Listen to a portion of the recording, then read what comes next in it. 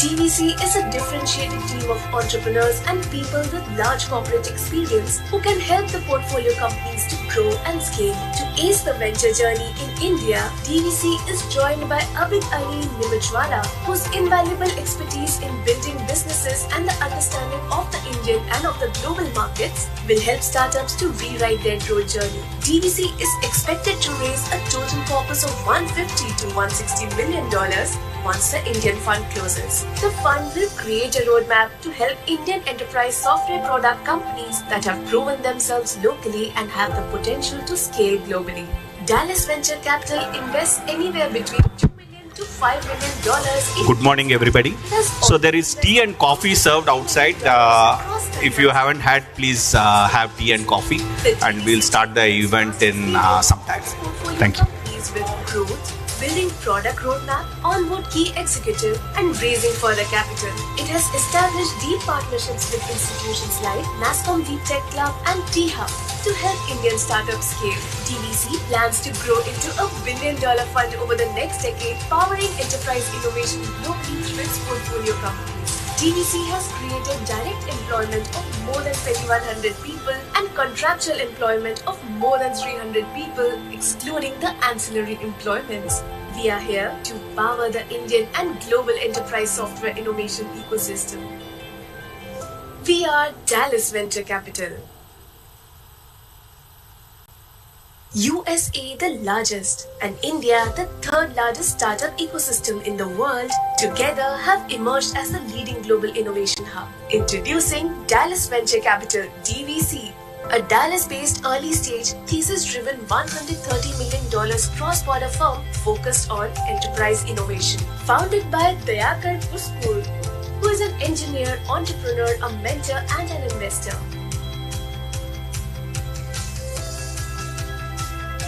DVC is a differentiated team of entrepreneurs and people with large corporate experience who can help the portfolio companies to grow and scale. To ace the venture journey in India, DVC is joined by Abid Ali Nimachwala, whose invaluable expertise in building businesses and the understanding of the Indian and of the global markets will help startups to rewrite their growth journey. DVC is expected to raise a total corpus of $150 to $160 million once the Indian fund closes. The fund will create a roadmap to help Indian enterprise software product companies that have proven themselves locally and have the potential to scale globally. Dallas Venture Capital invests anywhere between $2 million to $5 million in each startup. It has already invested close to $50 million across 31 startups over the past 10 years. The DVC team, with its vast experience, helps portfolio companies with growth, building product roadmap, onboard key executive, and raising further capital. It has established deep partnerships with institutions like NASSCOM Deep Tech Club and T-Hub to help Indian startups scale. DVC plans to grow into a $1 billion fund over the next decade, powering enterprise innovation globally through its portfolio companies. DVC has created direct employment of more than 2,100 people and contractual employment of more than 300 people, excluding the ancillary employments.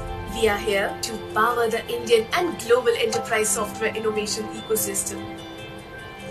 We are Dallas Venture Capital.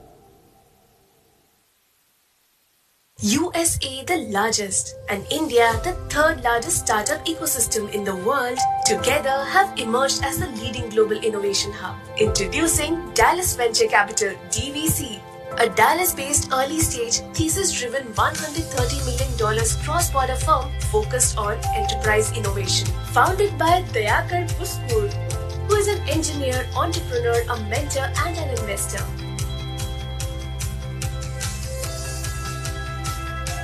DVC is a differentiated team of entrepreneurs and people with large corporate experience who can help the portfolio companies to grow and scale. To ace the venture journey in India, DVC is joined by Abid Ali Nimachwala, whose invaluable expertise in building businesses and the understanding of the Indian and of the global markets will help startups to rewrite their growth journey. DVC is expected to raise a total corpus of $150 to $160 million once the Indian fund closes. The fund will create a roadmap to help Indian enterprise software product companies that have proven themselves locally and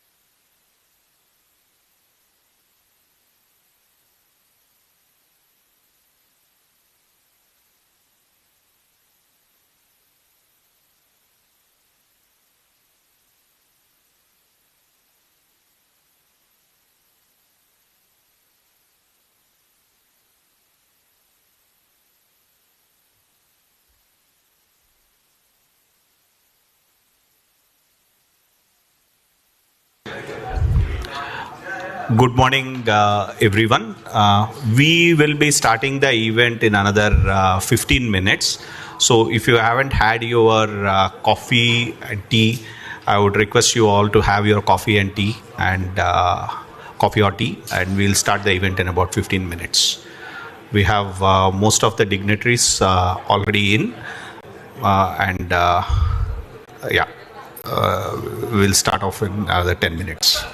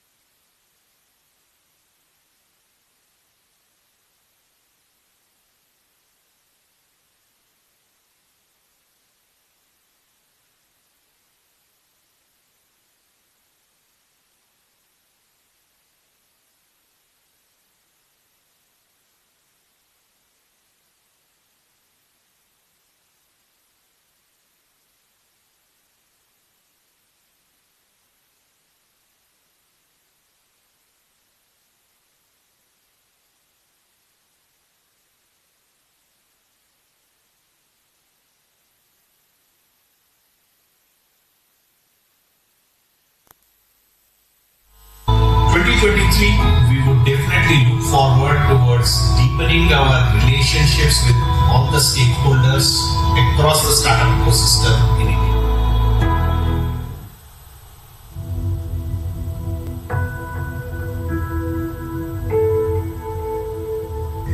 Dallas Venture Capital is a cross-border venture capital firm focusing on enterprise software startups. Startups focused on fundamentals will continue to raise capital through this funding meter, especially the companies which have product market fit and good team will continue to attract investors. DVC will continue to help startups creating innovative technologies to increase the IT infrastructure. DVC will continue to invest in startups which are solving problems for global enterprise. We will continue to source best companies through all these networks and invest in enterprise software companies.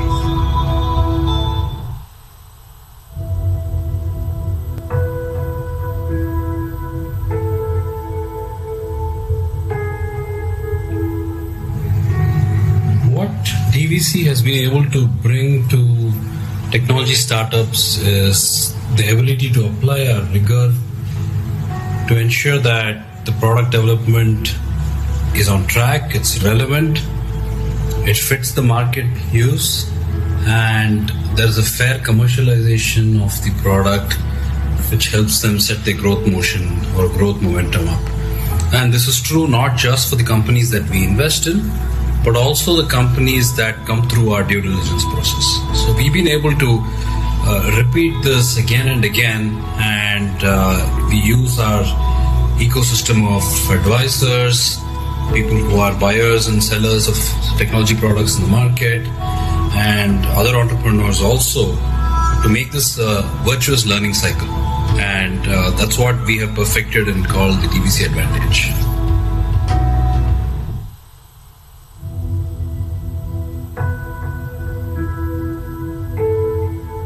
Dallas Venture Capital is a cross-border venture fund which helps early-stage startups build world-class deep technology enterprise software solutions.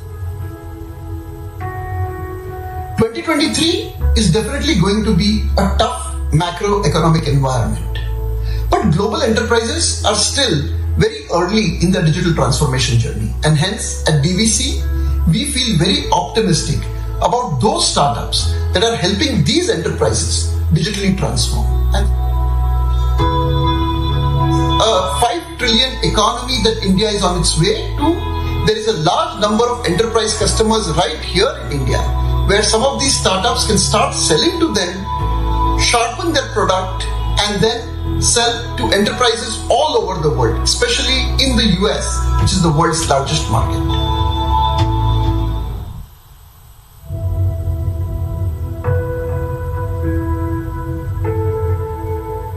Dallas Venture Capital is a cross-border VC fund focused on startups building enterprise software products. Startups focused on the fundamentals of business will continue to do well, irrespective of the market conditions. Within the startups space, some of these companies that focus on enterprise software, they're doing really well and able to get funded, provided they have good product market fit. DVC will help grow those startups which are creating innovative products to enable enterprises either run their IT infrastructure smoothly or increase their revenue or productivity. Our focus is on enterprise software innovation. DVC India Fund will source and invest in innovative companies that are solving problems for global enterprises. So many Fortune 500 companies having their R&D and also software development center made a huge difference to create a big entrepreneur talent pool. Our investors and partners will see DVC India Fund sourcing and investing in some very exciting enterprise software startups.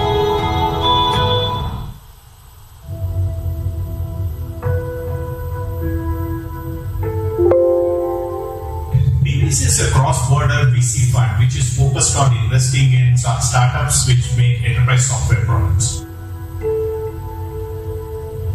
DVC India Fund will invest in those startups which have already proven their markets with the local enterprises and can scale.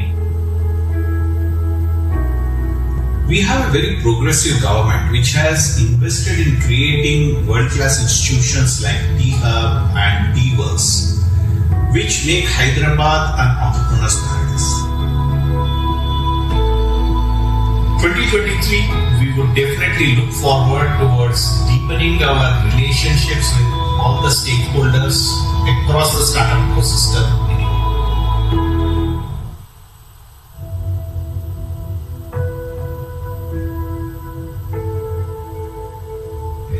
Dallas Venture Capital is a cross-border venture capital firm focusing on enterprise software.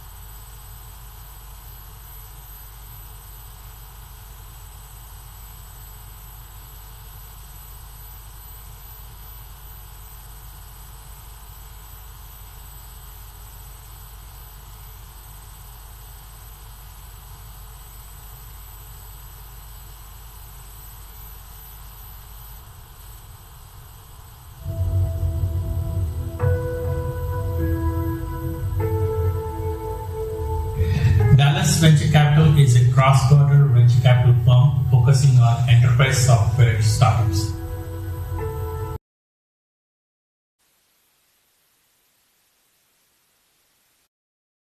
Funding nature, especially the companies which have product market fit and a good team will continue to attract investors.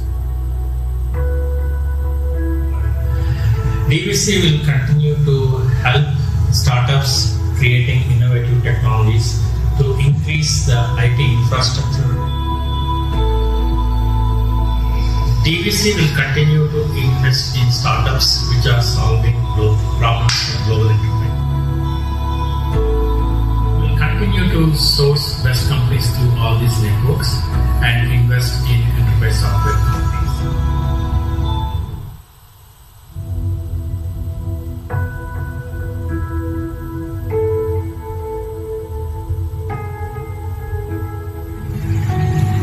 What DVC has been able to bring to technology startups is the ability to apply our rigor to ensure that the product development is on track, it's relevant, it fits the market use, and there's a fair commercialization of the product which helps them set their growth motion or growth momentum up.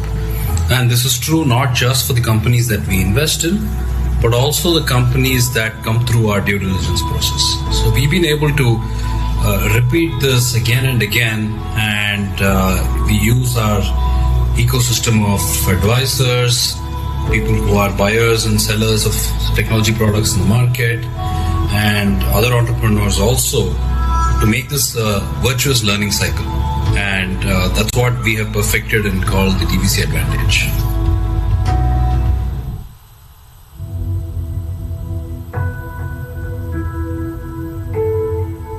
Dallas Venture Capital is a cross-border venture fund which helps early-stage startups build world-class deep technology enterprise software solutions. 2023 is definitely going to be a tough macroeconomic environment, but global enterprises are still very early in their digital transformation journey, and hence at DVC we feel very optimistic about those startups that are helping these enterprises digitally transform. And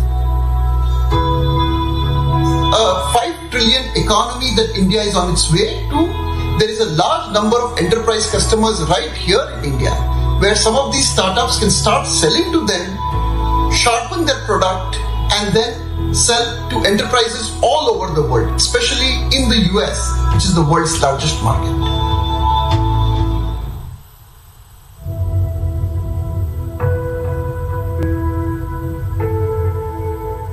Tata Venture Capital is a cross-border VC fund focused on startups building enterprise software products. Startups focused on the fundamentals of business will continue to do well, irrespective of the market conditions. Within the startups, Good morning everybody. We are about to start the event in another 2 to 3 minutes. Provided they have good products. Please be seated we are just awaiting some of our dignitaries. Honorable Minister is a little delayed because his flight was delayed, but he's on the way. So we'll start the event in about 2 to 3 minutes, and then he'll join us in about half an hour or so. Our focus is on enterprise software innovation. Request all of you to be seated so that we can start the event. That are solving problems for global enterprises. There are many Fortune 500 companies having their R&D and also software development center made a huge difference to create a big entrepreneur talent pool.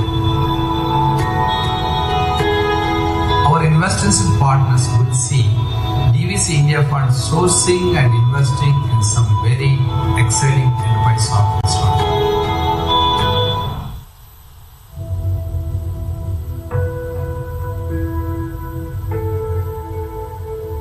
DVC is a cross-border VC fund which is focused on investing in startups which make enterprise software products. DVC India Fund will invest in those startups which have already proven their markets with the local enterprises and can scale. We have a very progressive government which has invested in creating world-class institutions like T-Hub and T-Works, which make Hyderabad an entrepreneur's paradise. 2023, we would definitely look forward towards deepening our relationships with all the stakeholders across the startup ecosystem in India.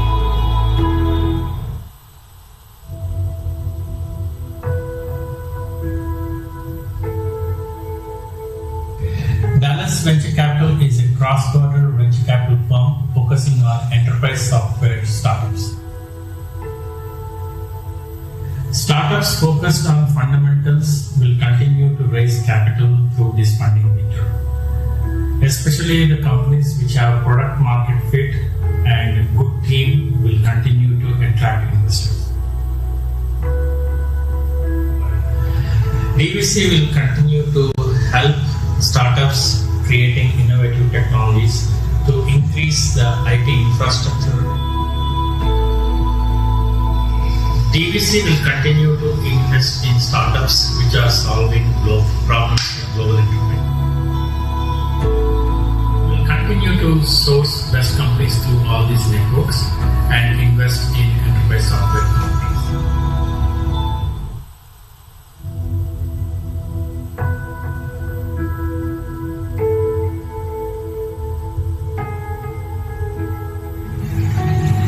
What DVC has been able to bring to technology startups is the ability to apply a rigor to ensure that the product development is on track, it's relevant, it fits the market use, and there's a fair commercialization of the product which helps them set their growth motion or growth momentum up. And this is true not just for the companies that we invest in, but also the companies that come through our due diligence process. So we've been able to repeat this again and again, and we use our ecosystem of advisors, people who are buyers and sellers of technology products in the market, and other entrepreneurs also, to make this a virtuous learning cycle. And that's what we have perfected and called the DVC advantage.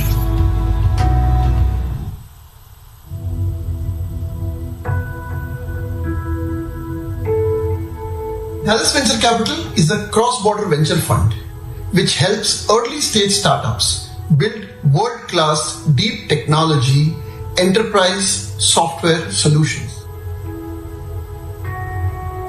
2023 is definitely going to be a tough macroeconomic environment, but global enterprises are still very early in their digital transformation journey, and hence at DVC we feel very optimistic about those startups that are helping these enterprises digitally transform. And a 5 trillion economy that India is on its way to, there is a large number of enterprise customers right here in India where some of these startups can start selling to them, sharpen their product, and then sell to enterprises all over the world, especially in the US, which is the world's largest market.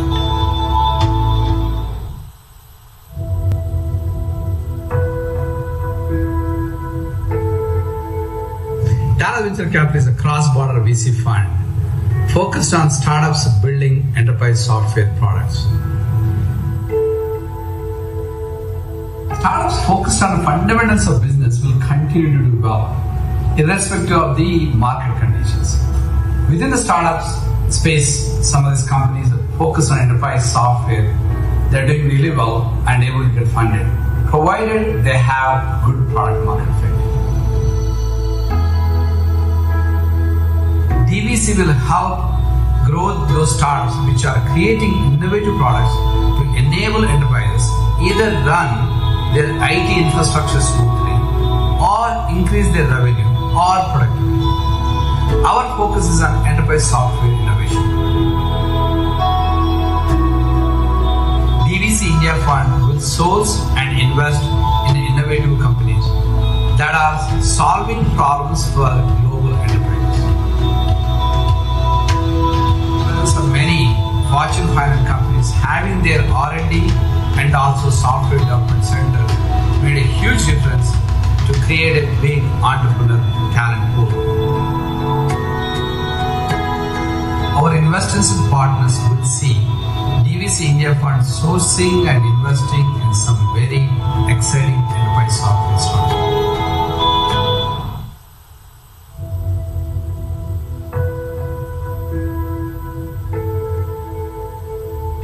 This is a cross-border VC fund which is focused on investing in startups which make enterprise software products. DVC India Fund will invest in those startups which have already proven their markets with the local enterprises and can scale. We have a very progressive. Good morning, everybody. Request you all to settle down so that we can start the event. Which make Hyderabad an entrepreneur's paradise. 2023, we would definitely look forward towards deepening our relationships with all the stakeholders across the startup ecosystem.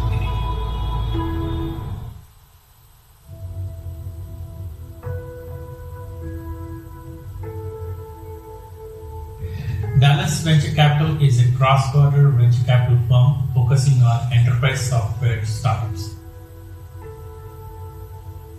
Startups focused on fundamentals will continue to raise capital through this funding meter, especially the companies which have product market fit and good team will continue to attract. Request all those who are having a coffee outside to come back and settle down so that we can start the event. Innovative technologies to increase the IT infrastructure. DVC will continue to invest in startups which are solving global problems with global enterprise. We'll continue to source best companies through all these networks and invest in enterprise software companies.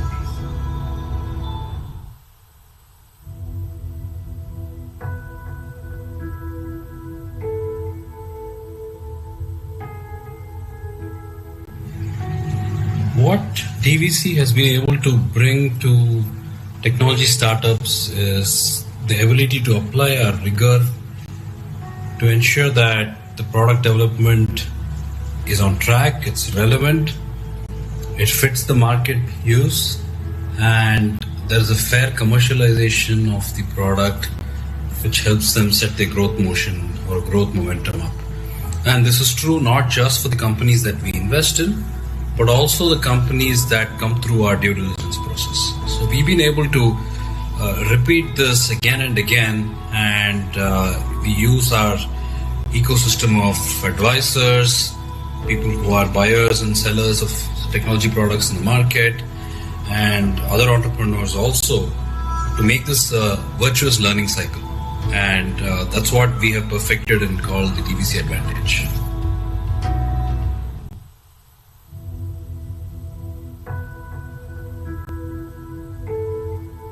Dallas Venture Capital is a cross-border venture fund which helps early-stage startups build world-class deep technology enterprise software solutions.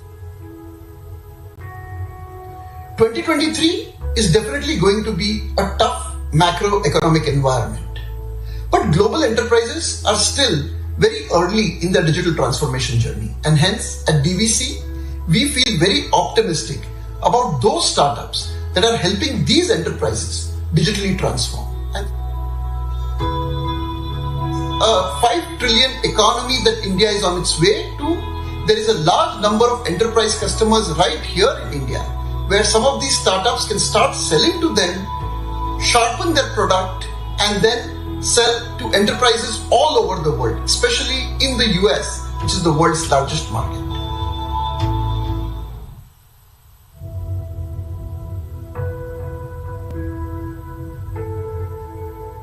Dallas Venture Capital is a cross-border VC fund focused on startups building enterprise software products.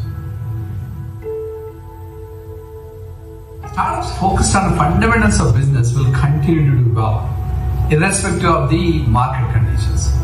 Within the startups space, some of these companies focus on enterprise software. They're doing really well and able to get funded, provided they have good product market fit. DVC will help grow those startups which are creating innovative products to enable enterprises either run their IT infrastructure smoothly or increase their revenue or productivity. Our focus is on enterprise software innovation. DVC India Fund will source and invest in innovative companies that are solving problems for global enterprises. Of many Fortune 500 companies having their R&D and also software development centers made a huge difference to create a big entrepreneur talent pool. Our investors and partners will see DVC India Fund sourcing and investing in some very exciting enterprise software startups.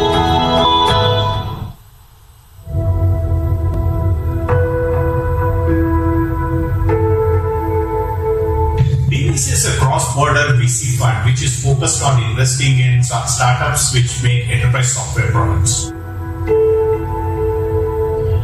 DVC India Fund will invest in those startups which have already proven their markets with the local enterprises and can scale. We have a very progressive government which has invested in creating world-class institutions like DHub and DWorks, which make Hyderabad an entrepreneur's paradise. 2023, we would definitely look forward towards deepening our relationships with all the stakeholders across the startup ecosystem in India.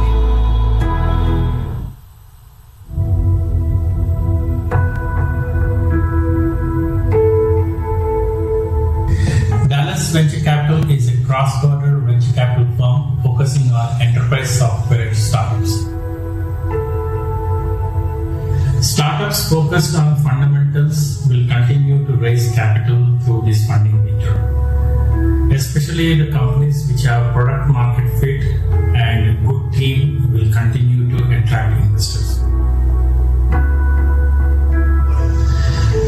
TVC will continue to help startups creating innovative technologies to increase the IT infrastructure. TVC will continue. Good morning, ladies and gentlemen. We are now going to start the event. I am Kiran Kalluri and I am a partner with Dallas Venture Capital. So we have some of our distinguished guests already here, and we have our chief guest and Mr. Jayesh Ranjanji on the way. Their flight got a little delayed; they were not in the city. But we would start the program, and they will join the program as we go by. So first of all, let me introduce some of our distinguished guests here. I would like to first introduce the CEO of T-Hub, Sri M. Srinivas Rao Garu. Srinivas Rao Garu is the Chief Executive Officer of T-Hub and leads its mission of driving results and collaboration for entrepreneur success. An accomplished serial entrepreneur himself, he has seen the travails of what each entrepreneur faces, and over his 35-year stint in the IT industry, he has built and scaled businesses across geographies. At T-Hub, as popularly is called, MSR Garu is committed to pivoting around the 6 M's, that is money, market, motivation, manpower, mentors and methodologies, something which is also very close to the heart of DVC, and some of that we are out here to provide. And the 2 P's, which is the partnerships and policy advisory, positioning the organization to become a stronger innovation ecosystem enabler with very high quality outcomes. It's a very outcome-driven methodology that he has taken, and we are very sure that many startups and Telangana will scale new heights under his leadership at T-Hub.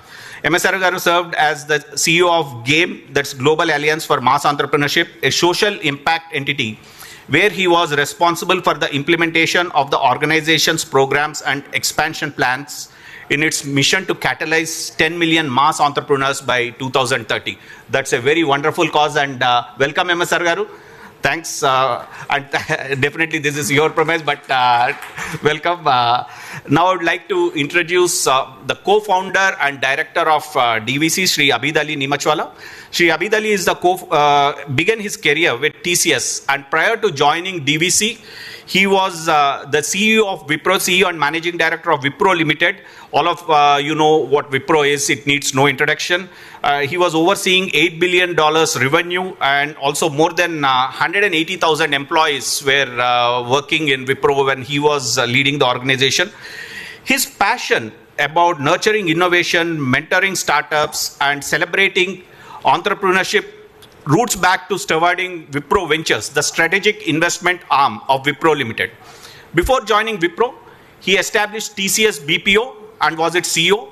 He had businesses running across 6 continents. Antarctica probably is the only one which is not there. But over more than 3 decades of distinguished career in global IT services industry, Abid has established a reputation as a bold, transformative thinker with deep operational knowledge and broad strategic insight in building and scaling businesses.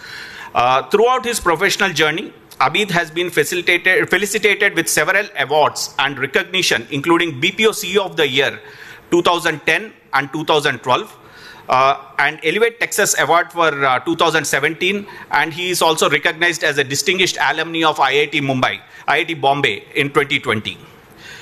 We also have amidst us Sri Dayakar Puskur. Dayakar Puskur, he is the founder and managing director of Dallas Venture Capital. He is a serial entrepreneur who is a visionary investor and had the foresight to launch one of the first tech-focused venture fund almost a decade back.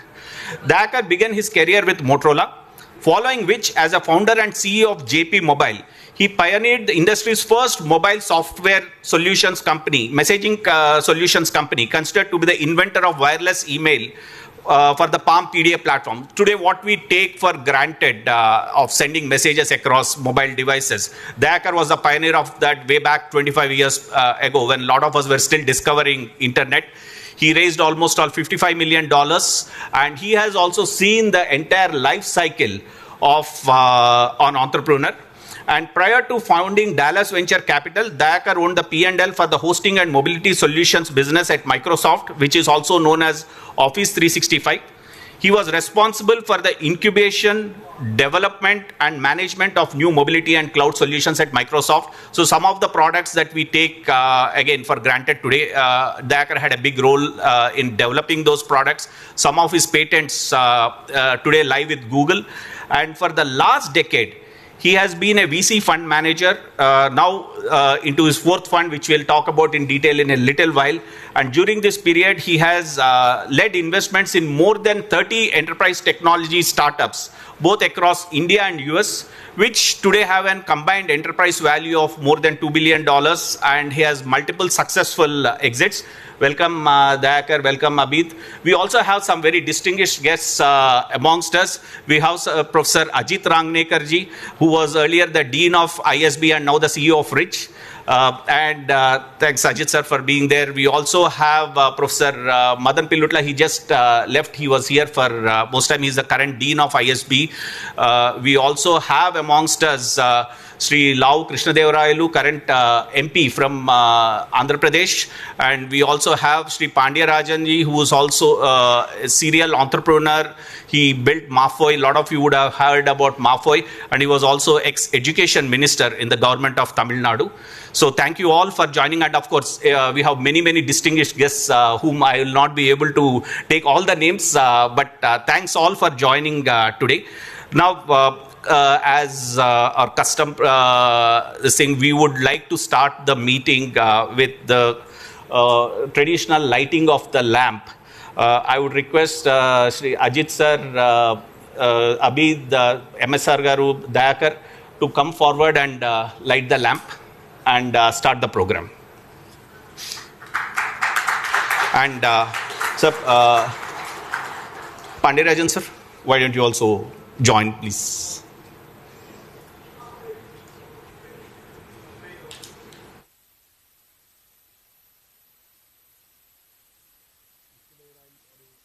Do we have Krishna Garu here? I think he has just left.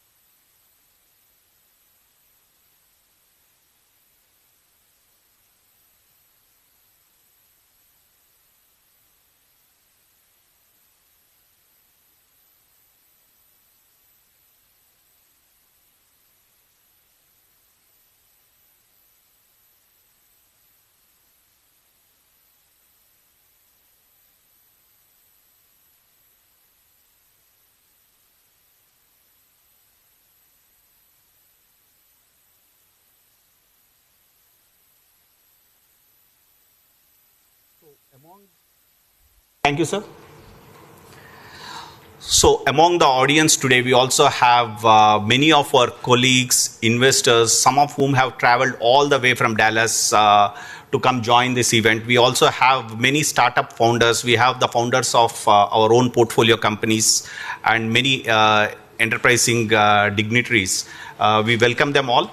And I would now request the CEO of T-Hub, Sri MSR Garu, to come over and deliver the welcome address, welcome the gathering.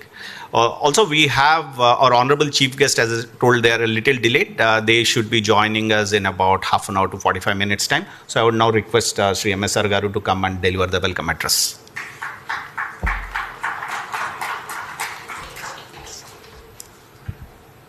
Morning. Good morning. First of all, a warm welcome on this Friday morning. Very auspicious occasion. As we know, Sankranti is tomorrow.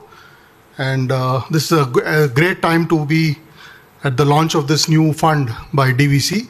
So first of all, a warm welcome, Dayakar Garu, Abid Garu, and of course, Kiran, Shyam, and other partners at DVC.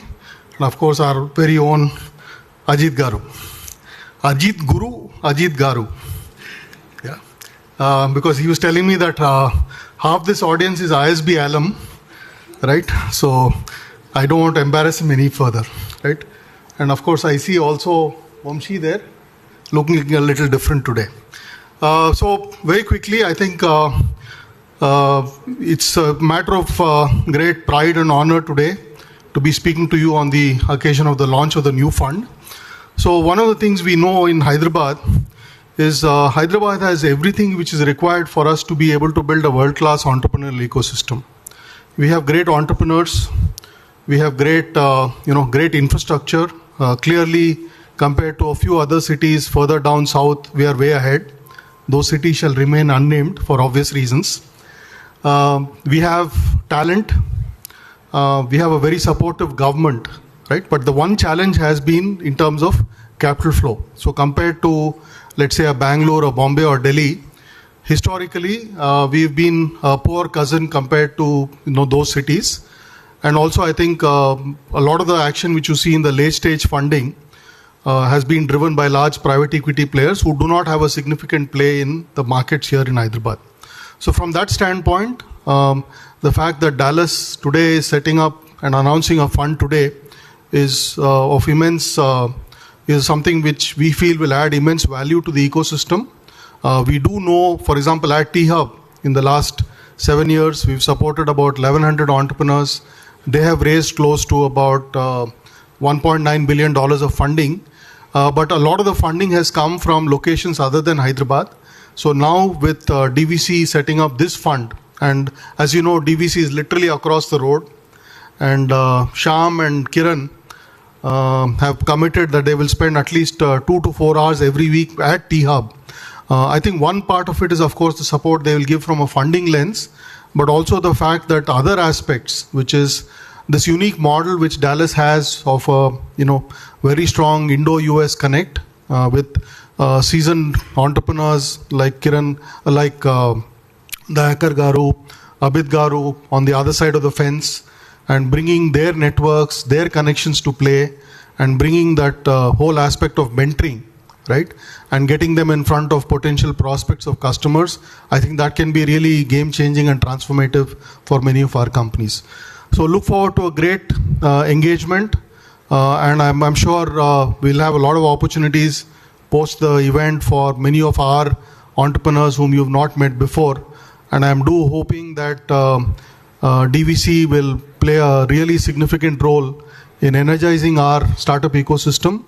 We do know, despite all this talk of the funding winter, even if you look at the numbers last year, while overall the funding was down from 40 billion to about 24 billion, almost a 40% drop, but there are always silver linings in dark clouds.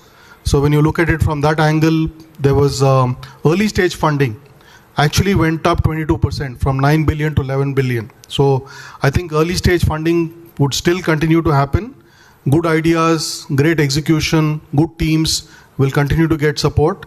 And I do hope our partnership with DVC will further spur the funding inflow into Hyderabad-based startups. The intent is to together build valuable companies. So look forward to a great journey together. Thank you.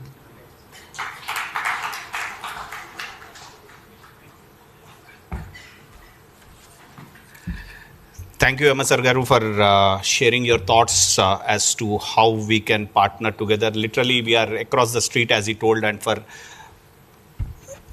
literally we are across the street, and for the last 6-8 months, we have been singing "Mere Samne Wale Khidki Mein" to each other. But now it's the time to formalize the relationship. And as MS Garu said, myself, Shyam, the partners of DVC in Hyderabad, based out of Hyderabad, have committed time to the startups based out of T-Hub. And we would now formalize the relationship. So we would request MS Garu, Dayakar, Abid to come onto the stage to exchange the MOU between Dallas Venture Capital and T-Hub.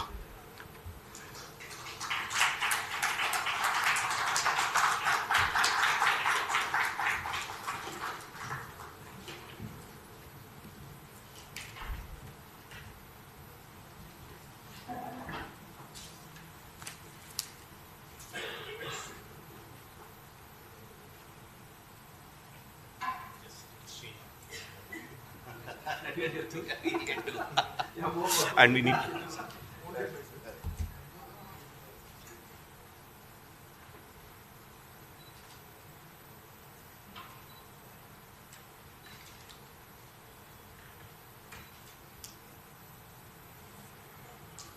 Maybe. Open that. Can you open?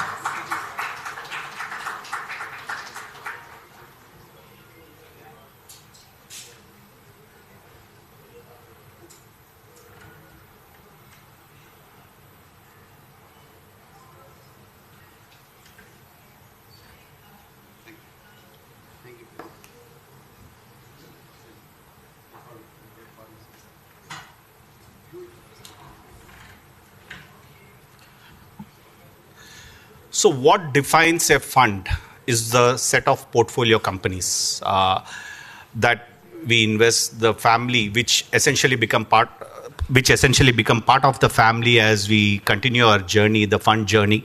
And we are very happy to say, as you see on the screen, that Dallas Venture Capital has already invested in about 5 companies in India, which are Disperse, VUNet, IntelliWings, Hippo, and Blue Sapphire.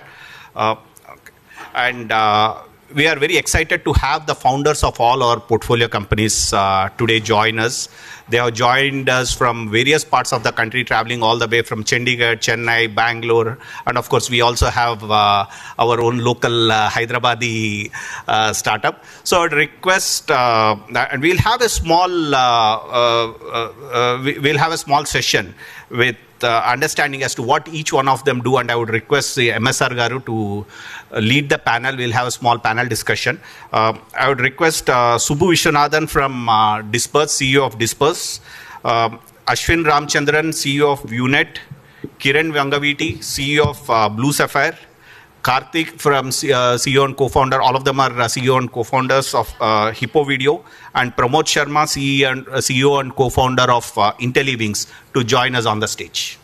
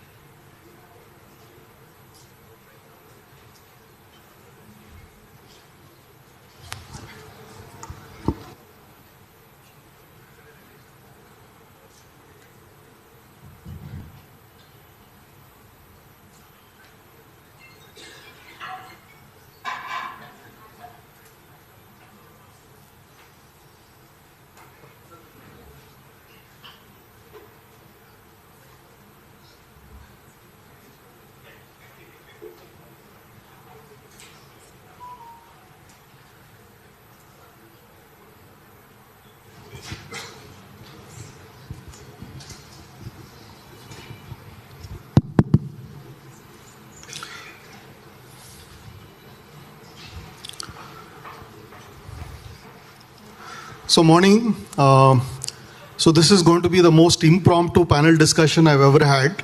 So we're obviously, we want to make sure that the audience gets some good food for thought while we are waiting for the minister to arrive. So Kiran and I thought of this about literally 5 minutes ago, right? So this is going to be completely spontaneous and unscripted. Okay. So let's start with, maybe we'll start with a quick round of introductions, right? So maybe we can just go around quickly. If you can introduce yourselves, tell us a little bit about what each of your entities is doing, right? And then we'll get into the next level of questions as we go along, right? And I'm going to ask you some provocative questions as we go along. I want to make sure that the audience is awake when the minister arrives. So let's start. We can start with you. Great. Hi, my name is Subbu. I'm the co-founder of Disperse. Let me first start with an apology because Ashwin and I are bringing down the power dressing quotient on stage. Everybody else is really well decked up, and we are actually bringing down the sartorial quotient. So let me start with that. So Disperse is an enterprise SaaS company. We are a learning, skilling, and enablement platform for enterprises. So let me just explain that in the form of a story. So the story is of Raju the woodcutter. So Raju the woodcutter was working for a company that actually cut wood from forests. So he used to use an axe. And after some time, his productivity started falling. He forgot to sharpen his axe. It's fine. No, both together. Yeah. So he forgot to sharpen his axe. So we provide the tool to help him sharpen his axe. And then what happens is because of technological disruption, a physical axe became a powered axe. So we provide the technology tools to help Raju make the transition to actually use a powered axe. And then the era of drone-based axes came into being. And then after that, because of sustainability reasons, the wood itself was being made in a lab. So essentially what we do is we provide the technological tools to companies to help the Rajus of the world make the transition from physical axes to powered axes to drone-based axes to lab-based wood. So that's exactly what we do. And you can see Disperse indirectly affecting your lives. So the Amazon delivery boy who delivers your package every day spends 10 minutes on the Disperse app trying to learn how to deliver better. If you go to an Indian Oil petrol bunk, the person who actually gives you petrol for your car is trained on Disperse. If you buy an insurance package from Tata AIG, that person is trained on Disperse. If you go to a bank or if you do net banking with ICICI Bank, the person who actually built that software is actually trained on Disperse. That's what we do. We help the world get more upskilled through technology. Sure. I'll ask you a follow-up question, but let's move to Ashwin and then... Yeah, thank you. Pleasure to be here. Ashwin, hold it up. I'm Ashwin, co-founder of ViewNet Systems. We at ViewNet have an enterprise observability platform. One second. I can't hear you.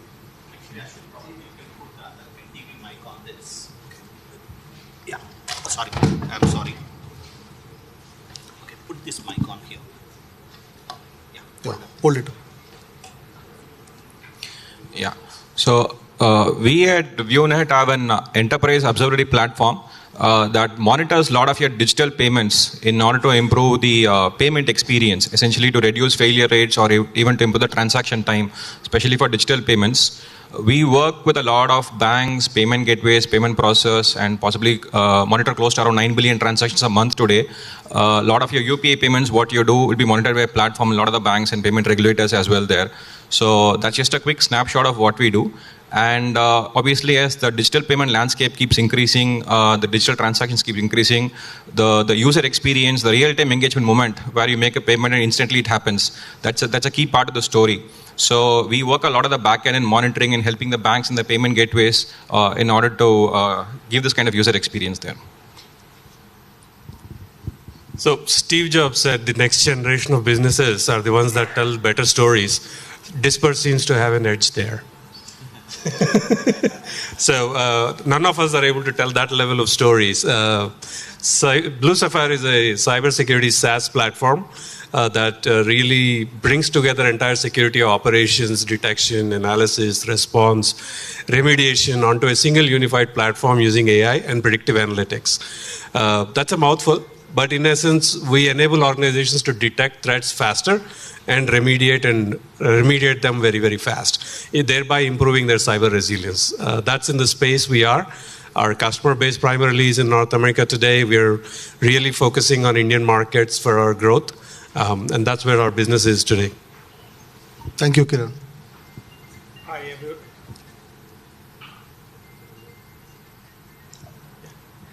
Hi, I'm Pramod Sharma, founder of IntelliWings. So we are solving two things. First is we are trying to curb the problem of money laundering. Second is we are solving the problem of terrorism. So it is a very important area we are into. So it is called as, in tech way, it is called as AML CFT compliance, anti-money laundering and combating of financing of terrorism. So it is a need because the problem is really grave. If you look at the global stats, between 2 to 5% of global GDP is laundered money, and terrorism is enabled through this laundered money. So the problem is serious, and the international regulator FATF has given the guidelines to every country, and every institution, be it financial or non-financial, they have to comply to this. So we have 40 clients in India and UAE, including banks like SDFC Bank, and we actually provided tech solutions in a very comprehensive and accurate way. So we actually got the International Compliance Association Award because of the depth and accuracy we have. And also we got some real case of terrorist funding recently because of the coverage we have overall in our solution. And we are one of the portfolio companies of DVC. Thank you. Thank you, Pramod. Hi, this is Karthi Mariappan, co-founder and CEO of Hippo Video. Hippo Video is an interactive video customer experience platform. To put it in simple terms, any organization, if they want to connect with their prospects, customers, or even internal stakeholders, effectively engaging through interactive videos, not just static videos, interactive videos. So that's what we do. And we are primarily focused on the US market, and that's where we have been growing. And happy to say we are the recently funded one by DVC. Thanks for that opportunity again. Thank you. Thank you. Okay. So now this is a very interesting group, right? First of all, you're not I hope I'm not taking liberties with your age, but this is not the usual 20-year-old starting out companies here, right? So I'm going to try and get a little deeper into that, right? So let me start with you. I'll start in the reverse order this time. So maybe, first of all, what was the genesis of the idea which led to the creation of Hippo Videos? And when did you decide to start, right? And talk us a little bit through your journey so far. Yeah. So I'm 46 years old now. So out of that 46 years, 16 years, I was working with Zoho. So Zoho has been a good, I would say... You're part of the Zoho Mafia, basically. Yeah, of course, Zoho Mafia. It's been a very good grooming ground for us. So in 2016, we started off with Hippo Video.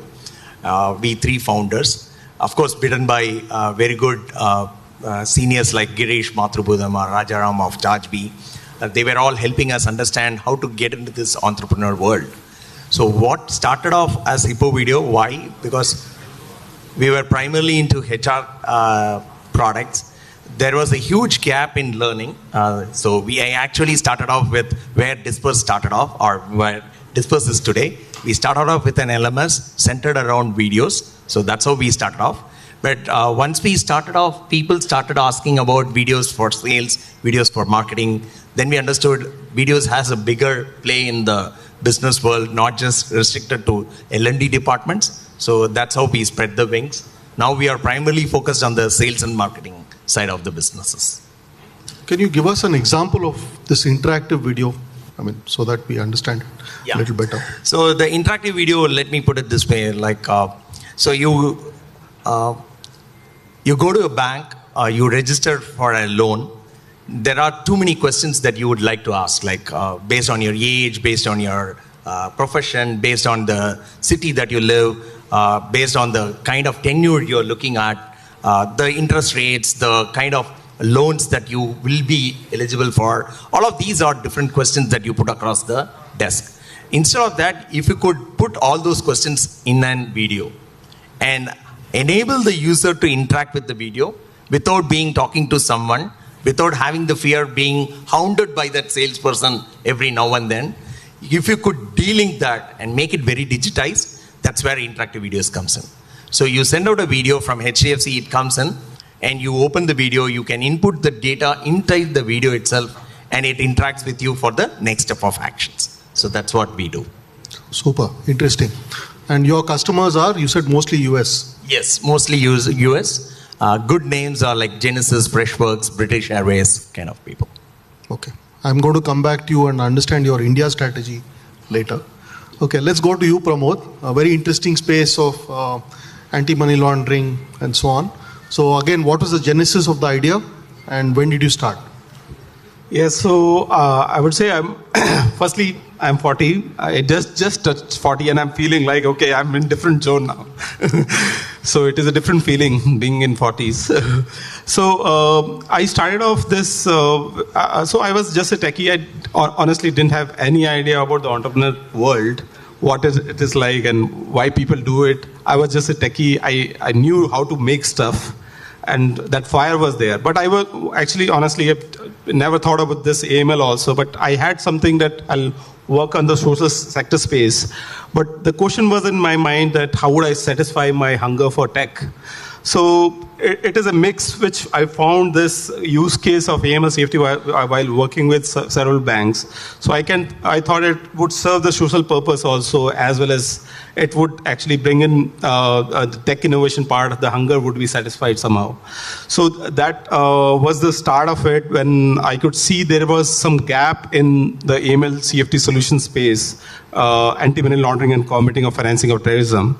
And that made me feel that it is definitely an area where a lot can be done. And then we started off in 2019. And Vivek Chandel, he's my mentor. He is sitting there of the limelight, but he was the one who was pushing me hard since the beginning, and he is joining very soon as one of the co-founders. So we have been doing very well. Of course, the initial you converted a mentor to a co-founder. Sorry? You converted a mentor to a co-founder. Wow. Yeah, so he has already joined as chief of staff, but I already call him co-founder already. So he has been very kind. Being mentor, he could actually get into the shoe of running the show and get into execution, because people talk about stuff but they don't get into execution. And Vivek is there. Maybe Vivek, can you stand up for 1 minute, please? Yeah. So he's my mentor. So now coming to what we are doing. So it takes time to build any RegTech product or any product because services is like you get the demand and you react on it. But product is something you don't know whether it would succeed or not. So it took us a lot of time.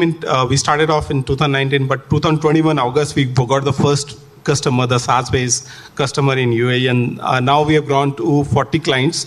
We are still, I would say, still in the early phases, but we have very good potential, and International Compliance Association also recognized our product and the innovation part of it. That's why they gave us highly commended Innovator of the Year. Congrats. Thank you. Anything else before I hand over? No, there are a bunch of questions which will follow, but okay.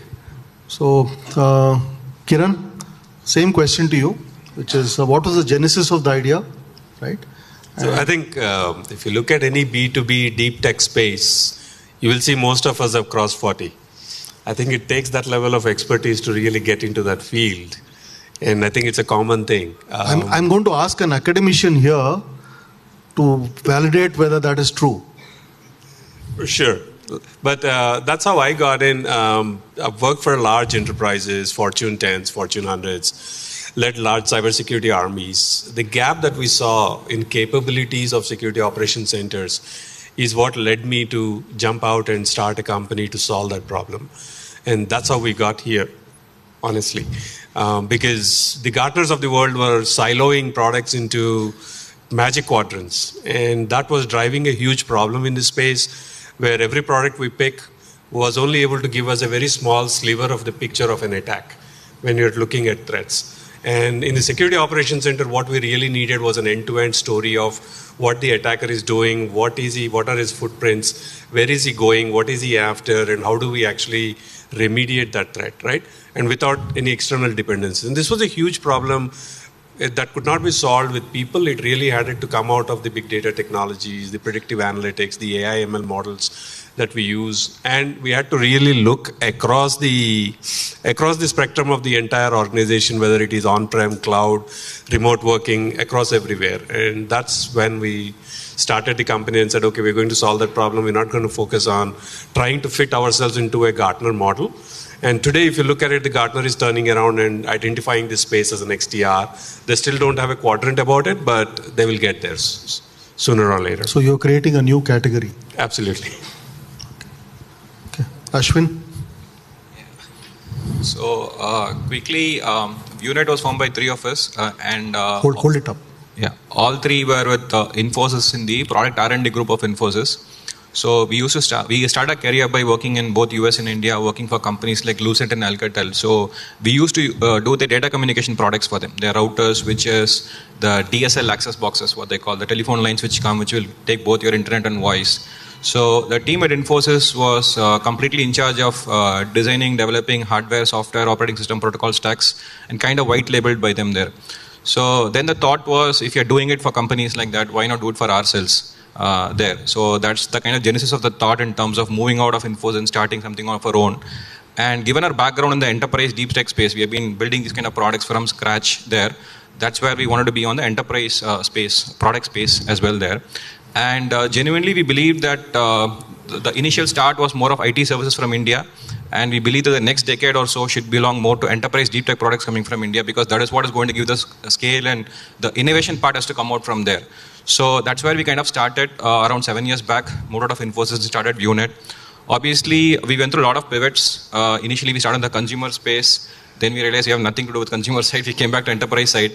Then we started on the cybersecurity side, something close to what Kiran was mentioning. How do you look at large sets of data, look at whether a cybersecurity threat is happening or not. As part of it, in fact, we prospected with MSR as well. So we met him when he was part of Urges and tried to make him a customer, but he refused. So then we pivoted. Then we kind of, and starting this from India, 4 years back, not many understood cybersecurity space at that point of time. That's when we thought we had to again do a one round of pivot. And 18-19, when the UPI payments picked off in India, the digital payments picked off in India, obviously that scale and complexity is quite new for a lot of people here, and especially the enterprises like banks, because this kind of scale was typically seen by web scale companies like Amazons and the Googles of the world, and the first time you're seeing billions of transactions suddenly coming up. For example, a lot of banks today handle around 20, 30, 40 million transactions a day today. That scale is quite high. And obviously the scale and complexity is quite high. You need systems at the back end to let you know how good your transactions are they failing, how fast should they respond back. So you need good monitoring systems at the back end, and that's where we pivoted a product from big data for cyber security into big data for transaction monitoring. And that's where we started getting traction with a lot of banks and payment gateways kind of processors as well there. So that was kind of a journey all through there. Thank you, Ashwin. So I'm a serial entrepreneur. Disperse is my third venture. Disperse was started by my co-founder Kuljit and me from the ashes of our previous startup. It was in education tech. So 11 years back, we started a venture where we wanted to bring tablets to the classroom, to school classrooms and university classrooms, and want to move away from the chalk and talk age to a digital tablet-led age. And I really wish the pandemic had stuck then, because we would have actually minted money. So you were trying to do what Byju's was trying to do? No, Byju's was trying to come at it from a content angle, and they went straight to parents. But we were different in two spheres, in two aspects. One is we wanted teachers to create the content themselves inside a classroom. And secondly, we went to schools. I think the second was probably a mistake, and there was no pandemic for us to help. So the company did not end very well. So 2015, my co-founder and I thought, let's stay in learning. Learning is a very large problem, but why not solve the learning problem for today's workforce? So that's how we started Disperse. The idea was we wanted to move away from a push-based learning to skills-based learning. We wanted the workforce to be measured in terms of skills. So just as degrees are a language for somebody's educational qualification, we wanted skills to be the language to actually measure one's potential for a job. So we wanted to move to a skills-based world. That's how we started Disperse. So we have a platform that helps companies identify skills, measure them, and build them. And we provide analytics for that. Okay. Now let's talk a little bit about the funding journey, right? So I'm going to ask you for a quick response on a question, and then we'll get into the next level. So when did you raise your round of money? Last round of money? Which money? The money from DVC? DVC, yeah. Okay. November 2021. November 21. Ashwin? 2 months back. 2 months back. Kiran? It's about the same time. 2 months, yeah. March 2020. Last year. Last year, okay. We closed like 10 days back. 10 days back. Okay. So the reason I asked that question is to, I've heard of this, I'm really sick of this term, funding winter, scorching summer. It's coming through my ears for a long time. So I just wanted to understand, right? So when you were, particularly you, since you raised the last round very recently, and Kiran, yours is also both relatively recent. So let's just try and get an understanding of when you were going through the process, right, of trying to raise the money. I'm assuming you spoke to a number of people and then you finally decided to work with Dallas. So let's just try and get some understanding of what are the parameters you were looking for. Did they find you or did you find them, And then what led you to say, listen, these are the right guys to partner with? What do you look for apart from money? Yeah. The key thing was we are in the growth phase and we are transitioning ourselves from SMBs to mid-market and enterprise. So we wanted a partner, not a funder, I should say, who can help us guide through that. So that was the biggest criteria we had. And Ravish of DVC team reached out to us through our existing VC fund, KE. And we had a good connect and we had a lot of good common vision of how to take this product to the enterprises. So that was the clinching part, I should say. Learning from that partner. Did they give you a hard time on valuation? Not really. Not really? Not really. No, okay. Who doesn't? Okay, so let's go in the order of the, when the funding was raised. I think I'll come to you last, Pramod, because I think yours was the most farthest away. Older guy. Yeah, so I think, was it you, Kiran? November 2021. 21. Yours was? 22 March. 22 March. Okay, so then I think it's either between Ashwin and Kiran. So yeah, you can go next. Sure. So we bootstrapped her. Yeah, we'll get to that also. And that's a fair point because I think as founders, right, you should really be worried about your exit valuation. You shouldn't be worried about your entry valuation and set up barriers between you and your funding efforts, right? We bootstrapped the organization until we got to about 3 million in ARR, annual recurring revenue. And then we said, okay, now from here, if we need to grow, we really need a growth partner here and then scale. So that's when we decided to go and start raising capital, and we found DVC to be a very good partner in terms of expanding our reach in the US market. So you really want to go and find and identify those funds that not only can give you money, but more importantly, the reach into the GTM, right? That's where you get more value. Money will disappear very fast. So money is really not the key. You really want to identify those funds that are willing to partner with you at the hip, join with you at the hip, and then go the distance with you and understand what their long-term vision is. You don't want to raise capital from somebody who wants an exit in 2 years or 1 year and then you get stuck with them. So that's one caution I would put there. So I can see Abid is nodding wisely. What you say? I'm setting the stage for Abid. Yeah, I know. Ashwin? So we initially were bootstrapped, and then we had a bunch of seed investors. And obviously, as we had gone through a lot of pivots, we were not at the stage of funding quite earlier. So it was kind of around beginning of last year is where we started looking out for the funds. And it was just around the time that the funding freeze or the funding winter started around that stuff. So it took some time for us to close, but we were quite lucky that we had a good set of investors whom we started talking to at that point of time. In the context of DVC had reached out to us through some means there, and then we started interacting with them, and slowly the relationship started getting built up as part of it. And we found them, among a lot of the investors whom we were talking to, we found them to be much more mature in terms of being founder friendly, understanding what it takes to go through the grind of a startup, the ups and downs kind of stuff. You are speaking at a DVC event, so I get that. DVC? You are speaking at a DVC event, so you should be saying that anyway. So. No. Genuinely, when you're talking, this is what kind of came out as part of it. And that's where we got the comfort feeling also that this is going to be a good partnership in the long term for all of us there. And the other things were the normal regular process, the metrics, the valuation, and part of it. But more than that, the softer aspects in terms of the comfort factor in partnering with the investor there. Thank you, Ashwin. Subbu? So I'll also answer the question on the funding winter because we are raising the next round of capital as we speak. But the reason we picked DVC was we wanted a cross-border fund that could help us expand from the emerging Asian markets where we are present today to North America. That was very simple. And clearly Dallas Venture Capital had that unique proposition. In fact, every pitch that you make, you have somebody from the US and somebody from India. So they make sure that the cross-border thing is sort of conveyed in every call.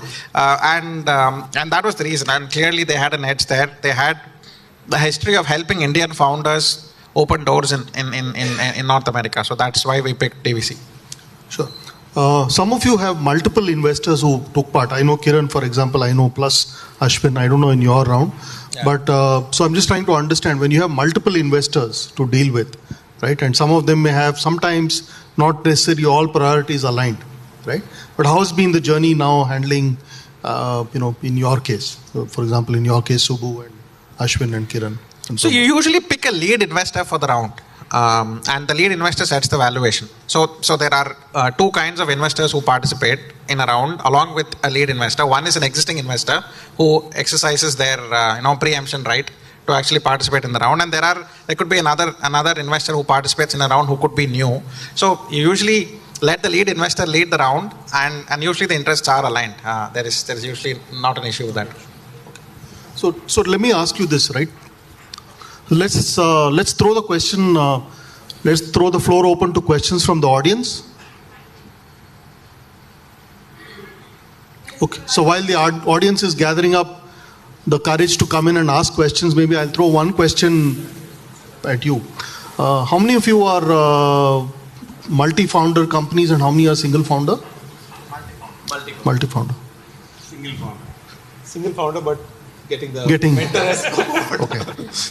Okay, no, the reason I was asking is, I know one of the things which at least Kiran and I have spoken about is, the fact that Dallas will also help you get, co-founders, because it's hard to build a large company, just with a single founder. So that's the reason I asked. Okay, questions from the audience now.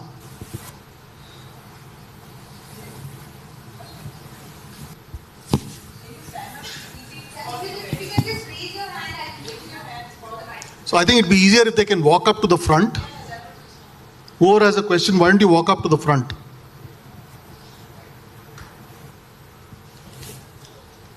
Hi, my name is Zamar. So I'm a co-founder of a company as well. So I hear lots of support from them in terms of GTM. It's very vague. So can you explain in detail what kind of GTM support you get? Like how exactly? Because it's very difficult to find an investor to give you the GTM and target your customers, find your right customers. How exactly they help you to find your customers to sell the product? Sure, I'll answer that question. So Dallas Venture Capital helps you almost from the beginning. So they help you identify what's called the ICP. So our problem statement to them was help us find the first 10 US customers. So they partner with you and help you identify the ideal customer profile. They literally sit with you and look at their connections and make the initial introduction. So we got the first 3 customers through introductions from Dallas Venture Capital. And in our case, they also helped us appoint our Chief Revenue Officer for the North America market through their network. So that's as much help as you can hope to get from a funding partner. So we'll have 2 more questions before we have our... Yeah.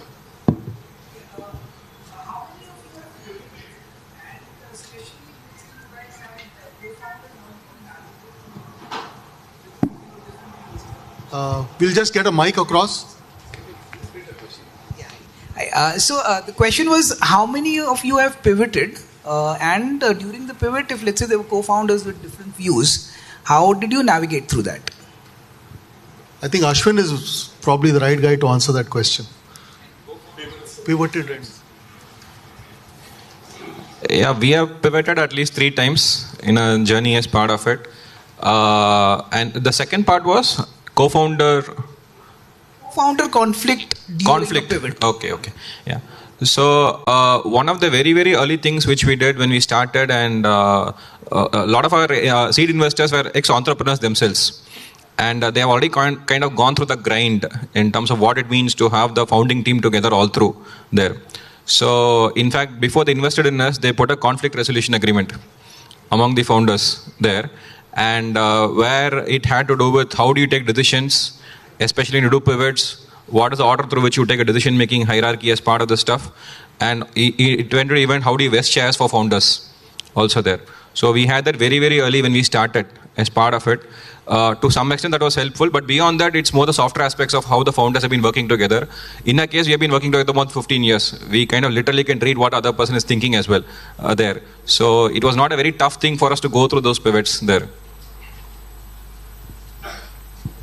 Okay, so thank you panelists. I think we did pretty well for a unscripted, unrehearsed panel discussion. So thank you and wish you all good luck and in your journeys ahead. Thank you.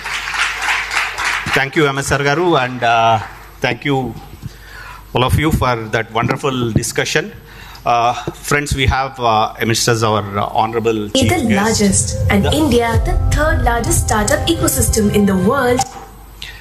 We have the Honorable Chief Guest, the Minister for IT, Industries, Commerce, Municipal Administration and Urban Development of Government of Telangana. Welcome, sir. So we will start off by playing a small video, a 2-minute video about Dallas Venture Capital. USA the largest, and India the third largest startup ecosystem in the world together have emerged as the leading global innovation hub. Introducing Dallas Venture Capital, DVC, a Dallas-based early-stage, thesis-driven $130 million cross-border firm focused on enterprise innovation. Founded by Dayakar Puskul, who is an engineer, entrepreneur, a mentor and an investor.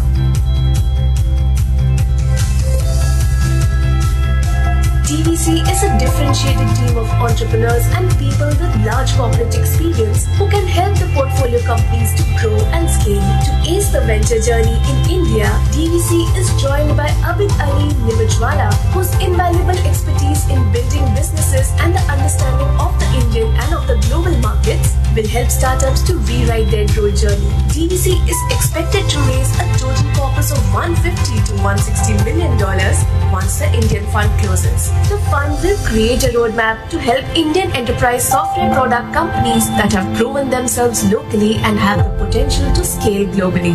Dallas Venture Capital invests anywhere between $2 million to $5 million in each startup. It has already invested close to $50 million across 31 startups over the past 10 years. The DVC team, with its vast experience, helps portfolio companies with growth, building product roadmap, onboard key executive, and raising further capital. It has established deep partnerships with institutions like NASCOM Deep Tech Club and T-Hub to help Indian startups scale. DVC plans to grow into a $1 billion fund over the next decade, powering enterprise innovation globally through its portfolio companies. DVC has created direct employment of more than 2,100 people and contractual employment of more than 300 people, excluding the ancillary employments. We are here to power the Indian and global enterprise software innovation ecosystem. We are Dallas Venture Capital. Hope this video gives a sneak peek into the world of DVC. I now request the co-founder and director of Dallas Venture Capital, Shri Abid Ali Nimajwala, to share his experience on what does it take for companies and startups to scale globally and how DVC Advantage plays a critical role in helping startups become global players. Welcome, Abid.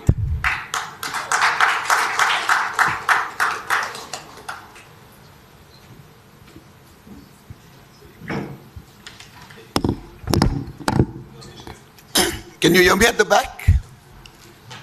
Thank you. First of all, a very warm welcome to Honorable Shri K.T. Ramarao for being our chief guest over here. I know he's been between flights from Bombay and on the way to Davos, so we really appreciate the sponsorship that you provide to us. We are also delighted to have the distinguished delegation from Jamaica. Welcome to Dallas Venture Capital's announcement of its DVC Fund 1, India Fund 1. Honorable Shri Pandian, Mr. Ranjit Reddy, joining us over here, Honorable Member of Parliament, and Shri Jayesh Ranjan for being here with us, entrepreneurs and all the guests in the audience. First of all, let me start with telling you how delighted we are to be over here together in the T-Hub facility and announce with MSR, who not only did a wonderful job of announcing the partnership, but also bringing the 5 portfolio companies in which DVC has invested over here to make it very real on what Dallas Venture Capital is doing, but more importantly, how the startup ecosystem here in India in general and in Hyderabad and Telangana in particular has become so robust. You know, in 1997, I personally had the good fortune of starting to sell technology services when I was at Tata Consultancy Services, both in Japan and later in the United States. And it was very interesting because at that time, the Indian brand for technology was not established. So we understood firsthand, I personally understood firsthand how difficult it was to sell to enterprises, large enterprises in the United States and all over the world. And we learned it over the 25 years in a very hard way, but with the blessings, we were very successful in establishing the Indian IT industry all over the globe, where large enterprises today are buying from the Indian IT industry. But as I went through my 30 years of career in the IT industry, in spite of all the success that the services industry provided in the country, to the country, the question that I was always asked was, when is the next Google going to come out of India? And here it is, in our audience, we know there are people who will create the next Google over here. So in my own second innings, I decided to help this whole revolution which is happening, which could make India the SaaS capital of the world. And I'll share my thoughts why I am so excited about it. So for any country to be successful, we take lessons from the Silicon Valley and other places where startups, and especially software enterprise startups, have done very well. And there are 4 key elements of how a successful startup ecosystem can be developed. The number 1 is talent.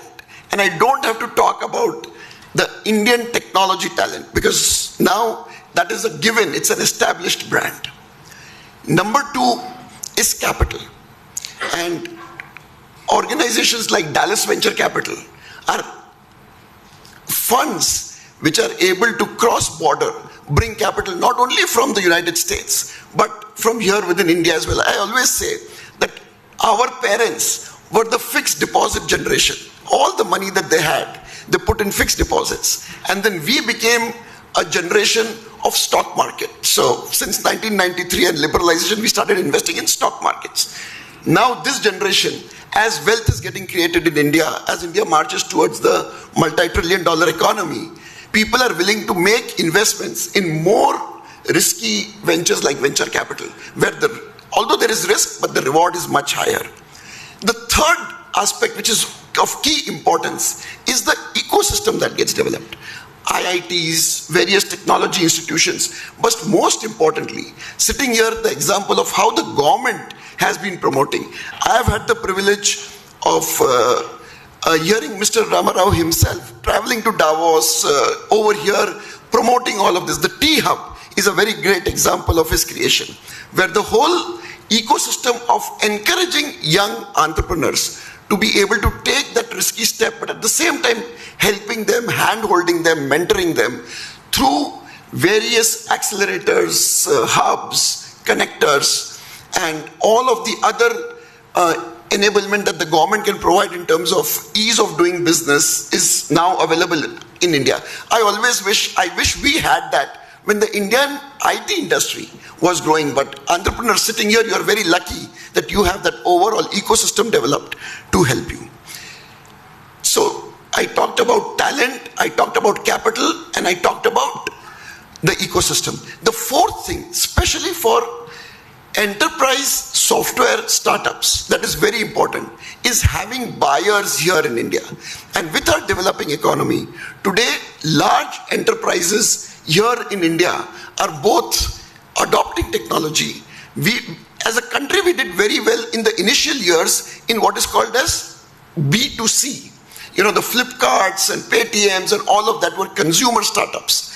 But now, Indian enterprises are willing to buy, as you saw from examples of Disperse and VUNet and others sitting over here, talking about how they are able to sell to Indian customers. And that provides not only a very good customer where you can sharpen the product in the Indian market and then take it world over, but also it provides great exit opportunities with things that what Tata Digital or Reliance Jio has been doing in terms of being able to provide a very good exit to these startups. So all of these four things now have come together, and that enables us to be able to help startup and make a very profitable investment for our LPs in India developing startups.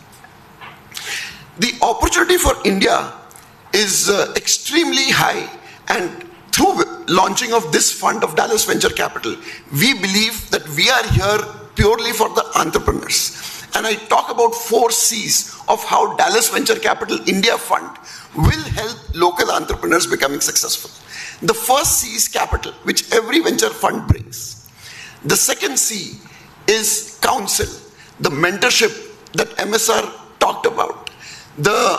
I'll give you an example. For one of our firms called Planer, where we made an investment, we realized that they had a strategy, and that strategy was about leveraging LiDAR technology in various aspects of businesses. We helped them sharpen that strategy by working very closely with them to only focus on one industry, which is the insurance industry. And today, it has become very successful selling to one vertical, because when you're selling to enterprises are difficult to sell, they are lazy to buy, and very slow in adopting technology. We are a team of people, myself, Dayakar, Rahul, and Shyam, Gokul, who've worked, and 27 more partners at DVC who've worked in enterprises. We are a group of people who either build businesses, or we have sold to enterprises, or we have got people who have bought in large American and global enterprises. A lot of our LPs come from ITserv organization, which are small Indian IT services companies who are selling to American customers. And all of these are able to understand what an enterprise needs and help our venture portfolio companies to be able to sharpen their strategy, sharpen their product message to take to the customers. So that is the counsel we provide. The third is our connections. Having been there, done that, being able to not only provide customer connections, especially for Indian startups starting here in Hyderabad and across India, to be able to access the global markets and be able to get introduced. We heard from Disperse. Even while we were evaluating our investment at Dispersed, we were able to find them a customer to work with, because all of our advisors and partners work in multiple US enterprises.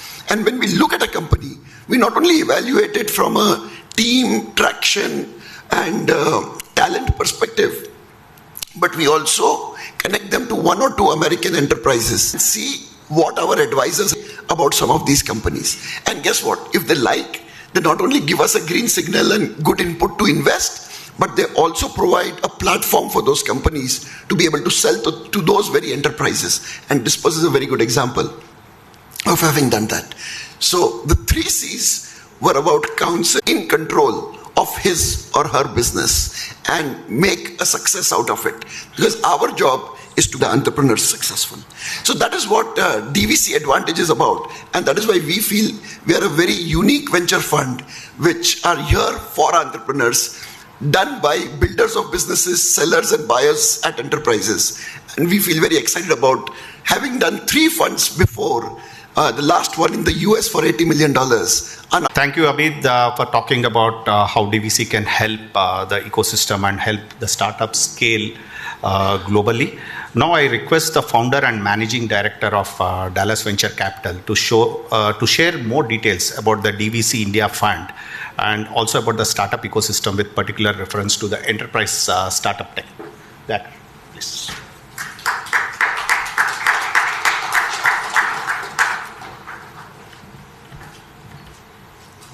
First, I would like to thank all our guests here, especially Sri K.T. Ramarao Garu.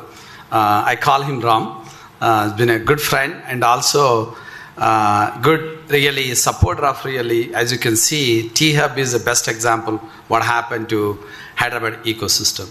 So let me kind of also thank some dignitaries from Jamaica. Thanks, sir, coming here. Like I know our MP Garu, Ranjit Reddy Garu, and also Jayesh Ranjan Garu also has been a very big supporter of our fund from the beginning, and also now we are growing here in India too.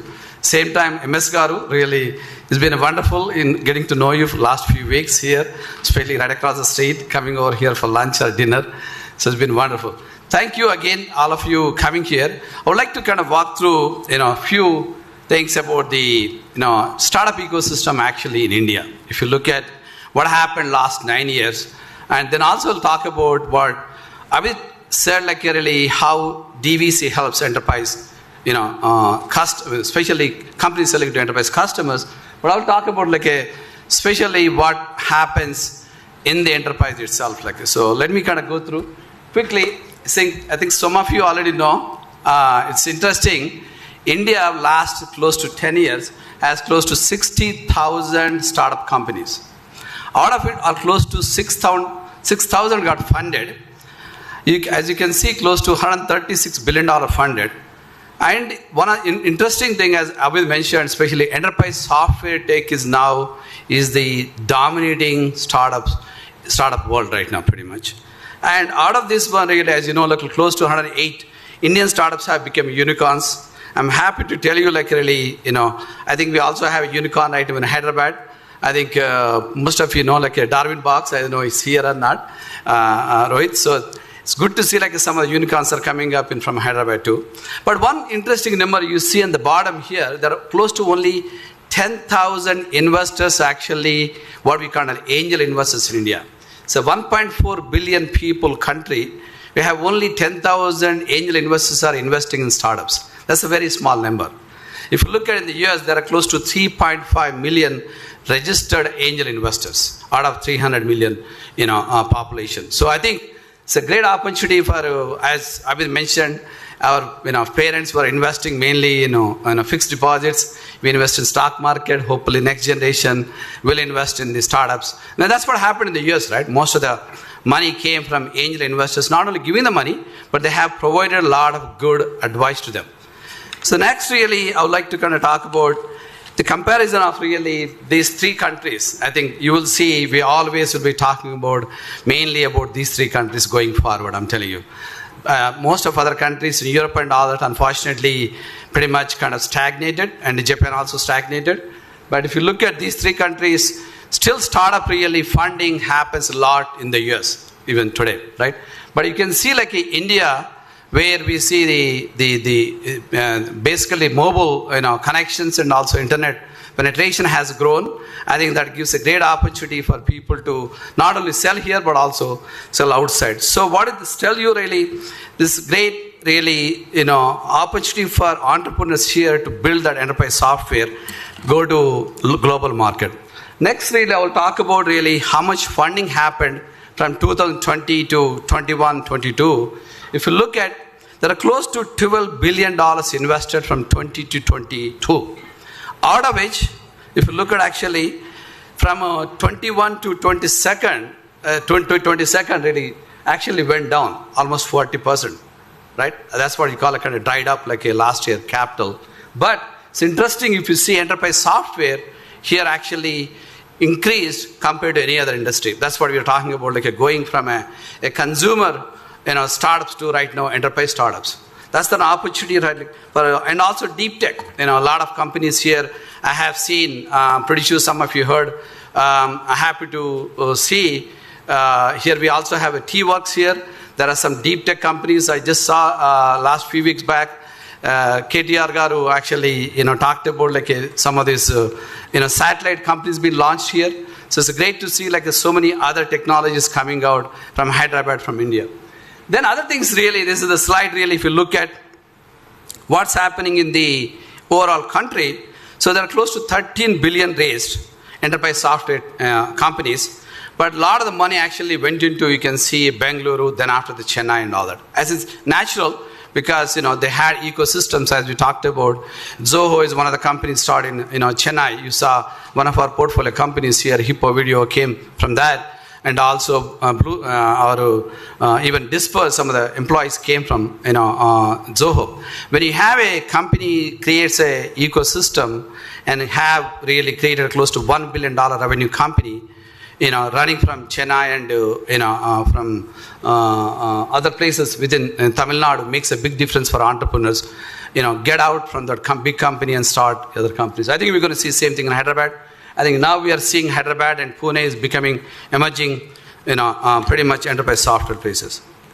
Other things really you look at really next really how many companies got funded. If you look at really right, so it's a pretty good number really. If you look at in 2022 also we had close to 303 companies funded. That's what we see a great opportunity for DVC. A lot of these companies got really what we kind of call a seed funding. As you know, we invest mainly Series A and all that. The next, this is a really slide, I don't know how many of you have seen or not, but this is done by a US venture fund. It's a big, large venture fund called Bessemer Ventures.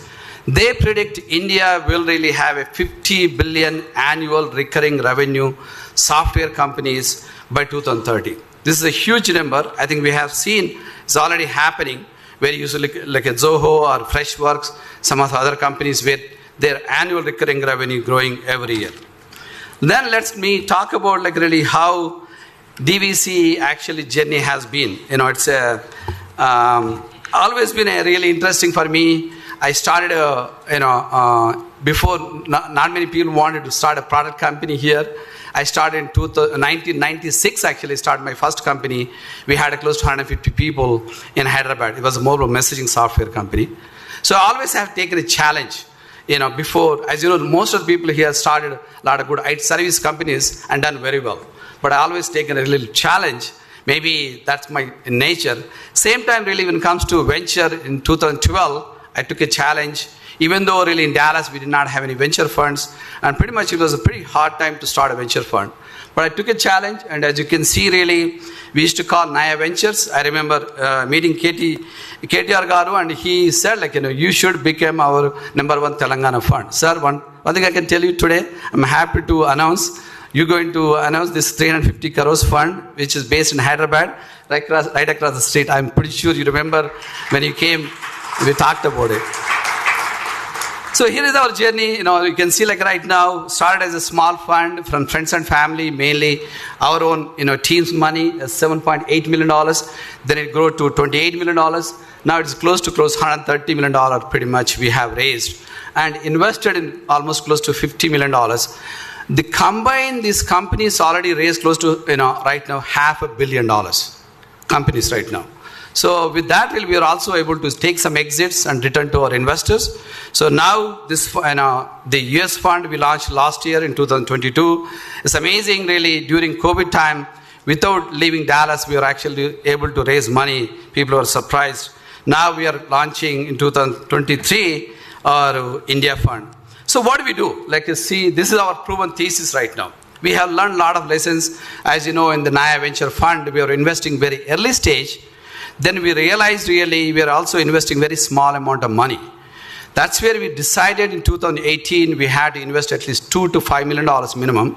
And the company had to have at least what we call a product market fit. With that, we focus strictly on the B2B SaaS companies, and also where really the recurring revenue could be anywhere $500,000 to $5 million. And our minimum check we write is $2 million. That's what has been a very success story for us, and have really shown this one to our investors. And we also had to have what we kind of call a DVC advantage fit, what Abhi talked about. If we can't help the company, we will not invest in the company.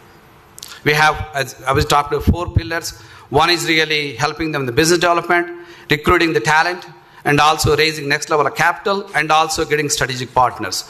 If those 4 pillars, if we can't help them, we will not invest in the company. This is really our kind of, I know it's more technical here, a lot of software engineers there. I'm pretty sure KTR also understand this stack, what I'm talking about, where you really, if you see, we invest in the gold area, where we look, that's where we focus. 50% of our investments will go into the bottom gold area, cybersecurity and cloud ops, DevOps and all that. Other 50% we kind of call goes into intelligent applications. Why do we focus on this? Because if you look at most of our connections are in the IT buyers. People work with me, or people work for me, or Abid. We have a lot of these people are VP of engineering, or CTOs, CIOs in large companies right now. So I always tell people I shamelessly use my connections for our portfolio companies. So it's been really very, very helpful for our companies. As you can see today, we had our 5 companies talked about how we are able to help them. So these are, some of them are India companies, some of the US companies right now. So this is where our really focus is. If we're not feeding that focus, we try to kind of make sure, get some other investors to invest in them. So these are some latest India companies. Some of you saw today, like 5 of them. I'm happy to see, Disperse, we invested 1.5 years back. They have grown. And we also got my first customer in the US and a sales team. That's really important. Not only I kind of call, you cannot fish for some of these companies every day. They had to fish themselves. So the number 1 problem in the US is hiring the best salespeople. It's really hard to hire if a startup good salespeople. So that's what we focus, sales and channels. I didn't talk about it, but I was helped one of our portfolio company, CoStack, get Virtusa as a partner. Virtusa got them 20 customers. So that's what I kind of call hitting multiple pins with a single ball. So that's where we try to kind of see how these companies can grow their revenue and able to raise next level. How do we source companies? So as you can see, a lot of institutions here in Hyderabad. And that's the great thing about having Hyderabad, some great institutions, and also now the ecosystem. As Abhi talked about, really, I didn't have this one when I started in Hyderabad or even in Dallas. We did not have even any mentors actually. After raising $55 million, burning close to $2 million per month, really, I did not have anybody to tell me you should not be burning money when you don't have any customers yet. So I think like a lot of lessons you can learn from people who are in this group right now. So here is our team. I think this is the main important part I think that I want to stress on. The team is the most important thing. A startup company and also a venture fund. Because really, as you mentioned before, we really, we kind of call like people who are with building software, selling software, or buying software. So as you know, I've been building software all my life. And Abid has been selling software, as I mentioned, as a TCS sales guy, selling in Japan and all that. He actually even lived in Japan. Then Rahul Merchant, unfortunately, could not make it today. But Rahul has been actually buying software as a CIO at Merrill Lynch or TIA Craft and all that. By the way, I'm really happy to tell you actually, Rahul actually invested $5 million in our US fund from their TIA Craft fund, then really became our director and also partner here. And our India team here, some of you met here, Shyam and Kiran. If you did not, please say hello to them. Gokul, they all been doing a great job. And we also, I would like to announce recently, we got Karthik actually joined us as a venture partner. And we have Raj Srivastava, who is a professor and an advisor. As you can see, we put together people from institutions and business people and technology people, and also some of them also have sales background. Our US team also consists of really, great people coming from the banking background like Ravish, and Shailu is an entrepreneur, Raghu is an entrepreneur. They are here. I would like to recognize them. Thanks for coming here today. And Venkat. And this is the team is able to help our portfolio companies go to next level. It could be business development, or it could be funding, or exits. The next slide really I would like to kind of proudly say, I know a lot of may not know, actually, even when I mentioned from our portfolio companies in India. It's not a small number. As you know, every IT high-skilled job creates another 6 jobs, basically. These are direct jobs created by our portfolio companies in Hyderabad and also in Chennai, Bangalore, in Gurgaon, and different countries. But majority of them in Hyderabad, if you see. Most of our Fund 1 companies have grown from 2-3 people to 400 people. And some of them, some of the CEOs are here right now today.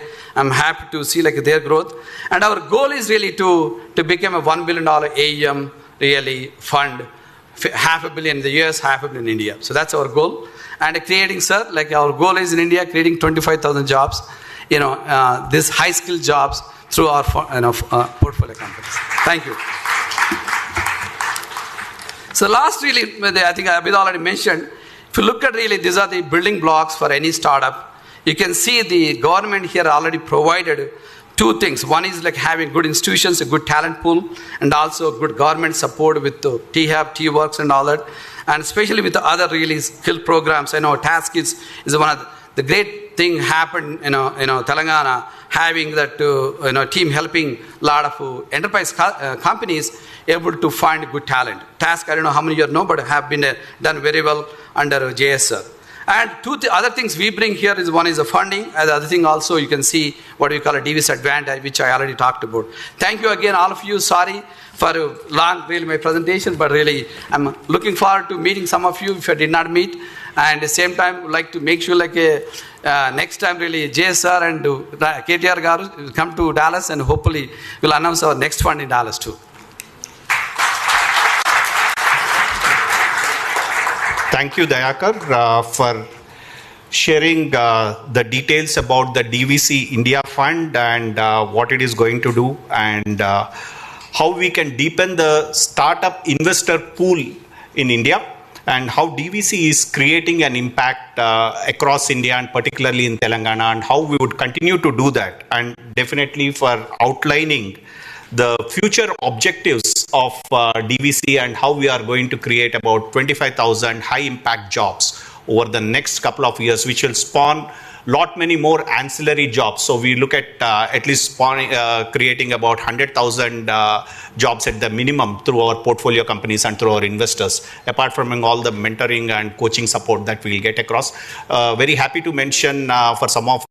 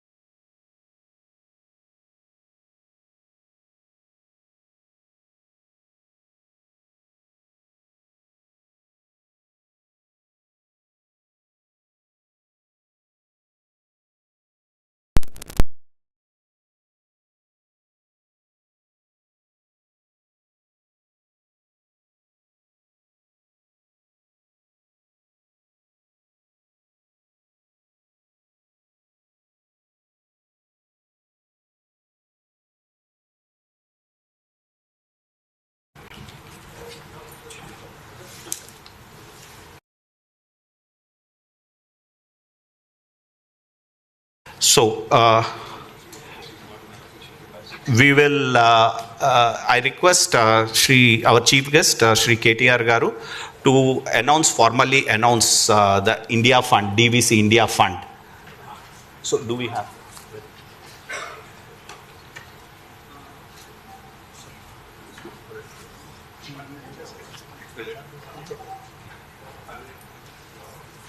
So, okay, yeah. Yes, please, yeah.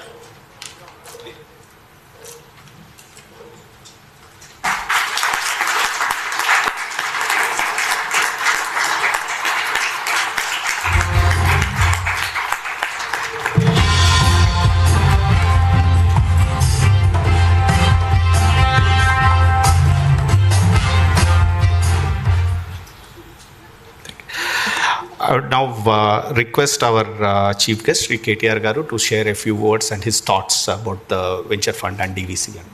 Thanks. Thank you. Firstly, my sincere apologies. Our flight got delayed from Bombay, so unfortunately we had to show up late. Otherwise, I'm not really one of those people who actually makes you wait. But thank you for waiting. Thank you for being very, very patient. I'd like to take this opportunity to welcome the Honorable Minister of State from Jamaica, Minister for Industry, Dr. Norman Dunn. I'd also like to welcome his friend Wilfred, who's also here from Jamaica. And they just went around Hyderabad. They went around some of our friends, Honorable MLA Huzur Nagar actually took them around. Norman was just telling me that Hyderabad is really impressive. So next time, I think you should bring in more checks, and next time possibly our startup community also will be helped from some money from Jamaica. Thank you, Dayakar Garu, for inviting me. Thank you, Dr. Ranjit Reddy, Abhi, MSR, and of course, Jayesh Ranjan. Firstly, my compliments to Dayakar and the entire team of Dallas Ventures, because, I've heard this before, I've said this before, I'll say it again. While there may be 60,000 plus startups in India, out of which 6,000 plus are in Hyderabad, many more elsewhere in other parts of India, the fact is, as Dayakar pointed out, there are only 9.5 or thereabouts 10,000 angel investors, 10,000 people literally investing into startups right now. Now, the reason being, because even when people started investing in stocks, like Abhi was talking about how our parents were, into fixed deposits and savings, and the generation that we come from basically started investing in stock markets, and now how he wants to see the next generation invest more in startups. One of the things entrepreneurs in India, one of the things investors in India feel is, especially about investments, they feel that to invest in India, you should not be a venture capitalist, but you should be an adventure capitalist. It's a bit of an adventure, sometimes for somebody to invest in India. But let me assure you, things are getting better. Things are certainly getting a lot better. In fact, just this morning and yesterday, we spent a lot of time in Bombay talking to a number of business houses, of course, inviting them to invest in Telangana in various sectors. The one takeaway for me as an individual, as a minister, is, there is a newfound confidence that raising capital is no more a challenge. Whenever I talk to any prospective investor, whenever I talk to a startup, whenever I talk to any venture capitalist or any financial agency for that matter, to raise capital in India is no more a big challenge. In the sense, the world is looking at opportunities to invest. What am I saying? We have Canadian pension funds, sovereign funds elsewhere, like ADIA, like GIC, the Norwegian sovereign funds, which are looking basically for opportunities to invest across the world where they are assured a certain return on investment. Now, India, in that context, presents a humongous opportunity. As a country, we are developing. As a country, we are only at 3 trillion in terms of our economy size, with a huge potential to grow over the next few decades, to actually grow exponentially, if you ask me. So therefore, any investment that you make into a growing economy, any investment that you make into a growing country with stable and able leadership, and most importantly, talented workforce, is only going to pay off. So therefore, raising capital, no matter what sector you're currently involved in, my suggestion to my young friends from the startup world is that raising capital is not a concern anymore. Because as long as you have an idea, that has merit in it, raising capital will not be a challenge, because there are enough and more people wanting to give you an opportunity. But the question is, how do you hone your skills? How do you ensure, Abhi talked about the 4 C's. How do you ensure that you actually reach out? How do you ensure that you keep control of your organization? How do you ensure that in your creative pursuits, you don't lose business sense? How do you not burn cash even before you, like you said, Dayakar, how do you not burn cash even before you have any customers? So these are the things, the soft skills that you need to acquire to be able to succeed. So in that context, when I look at Dayakar and Dallas Ventures, my mind goes back to 2014 when we felt Telangana and Hyderabad needs an innovation ecosystem which is robust and which can compete with the best in the world. 7 years back, we realized that innovation is a combination of expertise across and a synthesis of experience across different domains. We wanted all kinds of stakeholders to come and participate in, with us, with the government, and build this ecosystem. Today, I'm delighted. Like I said, 6,500 plus startups across 50 plus sectors. More importantly, we have a number of incubators in various sectors who all have been working very, very closely together, which is very, very heartening. Telangana has been ranked 4th for performance in the India Innovation Index reported by Niti Aayog, so we have 3 more spots to conquer. We are not content being the 4th or 3rd or 2nd. We want to be the top city. And we also, in fact, as per the Startup Genome Report, Telangana stands in the top 10 cities in the global ecosystem in affordable talent, top 15 in Asian ecosystem for funding, top 15 in the global ecosystem in the bang for buck category. Now, all of this put together will give us more unicorns, more impact. But I've said this before and I'll say it again. Startups, success in startup world is not just in value creation, in just the deal flow, in the big numbers that get thrown at. And the other thing somebody told me, a venture capitalist told me, when the whole unicorn piece was being discussed, he told me, he said, just because somebody thought, a startup is valued at $1 billion and writes a 10 million check, does not mean the next check also will value it equally and similarly. So these valuations, these whole assessments of unicorns versus sunicorns versus decacorns and others, while they are good, while they are impressive, 108 unicorns that Dayakar mentioned, I think what is more important is the kind of impact you can create in the ecosystem, the impact you can create in the region that you operate in.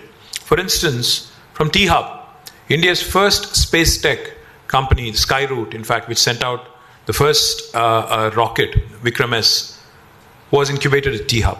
Now, that's a big statement if you ask me, because space tech is a new frontier that India wants to conquer. There are a lot of youngsters out there who want to do it. Even Elon Musk's SpaceX succeeded only in the 3rd attempt in sending a rocket into the space. But our Indian startup from Hyderabad, from T-Hub, succeeded in the very, very first attempt. And that's a matter of great pride. Even Dhruva Space, another space tech company from Hyderabad, also was able to send nanosatellites into the orbit in its very first attempt.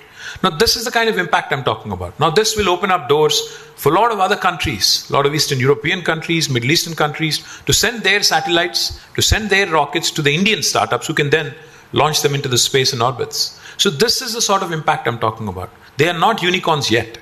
Eventually they might be, or they may not be, I don't know. But the point is, it's not always about deal flow and numbers. It's about the impact you create. It's about how positive your societal impact has been, and how in a developing nation like India, you've actually managed to create employment, wealth, and at the same time, like I said, positive societal impact.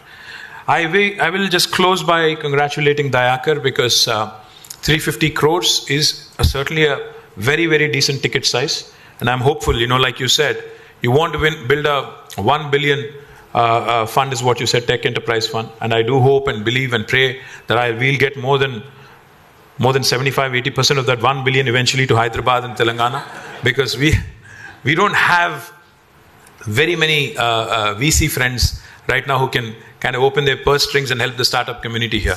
And I do hope and pray that your ambition to create 25,000 jobs in India also materializes. My compliments, congratulations on the 350 crore, that is about 43 million USD fund that is being launched by Dallas Venture. And good luck, all the very best. I'm sure you will succeed and do really well. Thank you.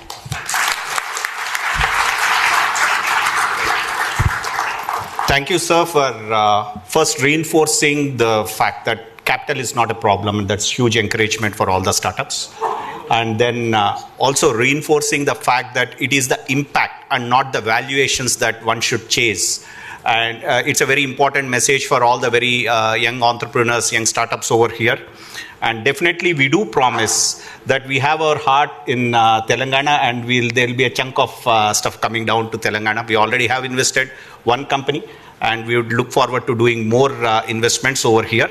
And thank you so for sharing your valuable time and coming over here. As a token of gratitude, we would like to present a small gift.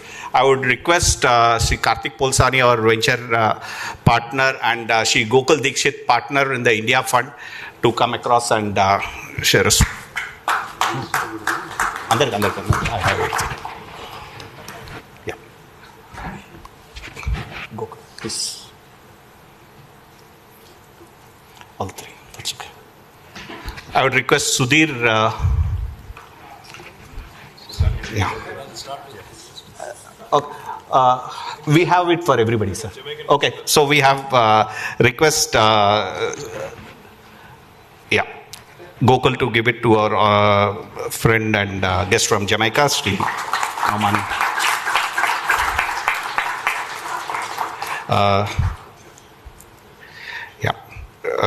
Request Sri Raghu Chittimala. Request Karthik to give a plant, present a plant. KTR Garu. Request our venture partner Raghu, who has flown all the way from Dallas to attend this event, to give a small token to our MP Sri Dr. Ranjit Reddy Garu.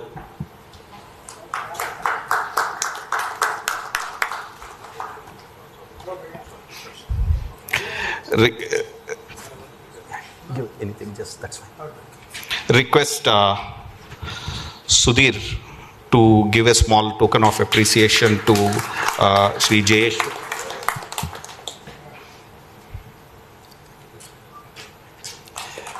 Request Funny and Sridhar, please come over. Sorry, just Funny and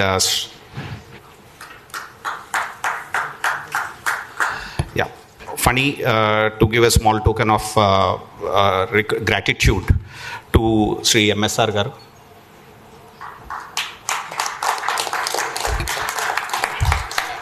And okay, Sridhar, we also have a beautiful, lovely portrait which you would of the street, which I would request Sridhar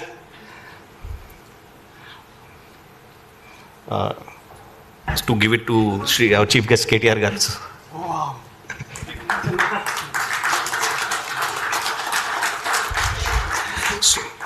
So that's okay. So now for we request Shyam Penumaka, partner, to come and give vote of thanks, and after that I would request all of you to join us for lunch. All the dignitaries to join us for lunch.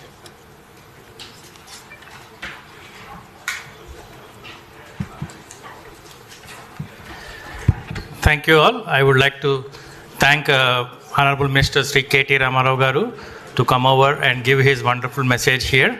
I would also like to thank Sri Jayesh Ranjan Garu for giving all his guidance in the last 2 weeks to make this program successful.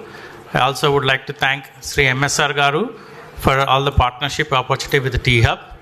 And also I would like to thank all the dignitaries who have come in, Sri Ranjit Reddy Garu and Sri Saidi Reddy Garu, and also our team from Jamaica. I would also like to thank all our LPs and investors who have invested in our fund, and all the founders of our portfolio companies. I would also like to thank all our friends and well-wishers and the guests who have come to this function today. And I would also like to thank all our partners who have helped this this function successful. Team Pumpkin, T-Hub team, and Mansi, especially from T-Hub, and all our catering partners as well. I would also like to give special thanks to all the media who has come here to cover this event. And also I would like to thank all the people who have come here, and wishing you all a great and happy Sankranti. And thank you very much for being part of this event.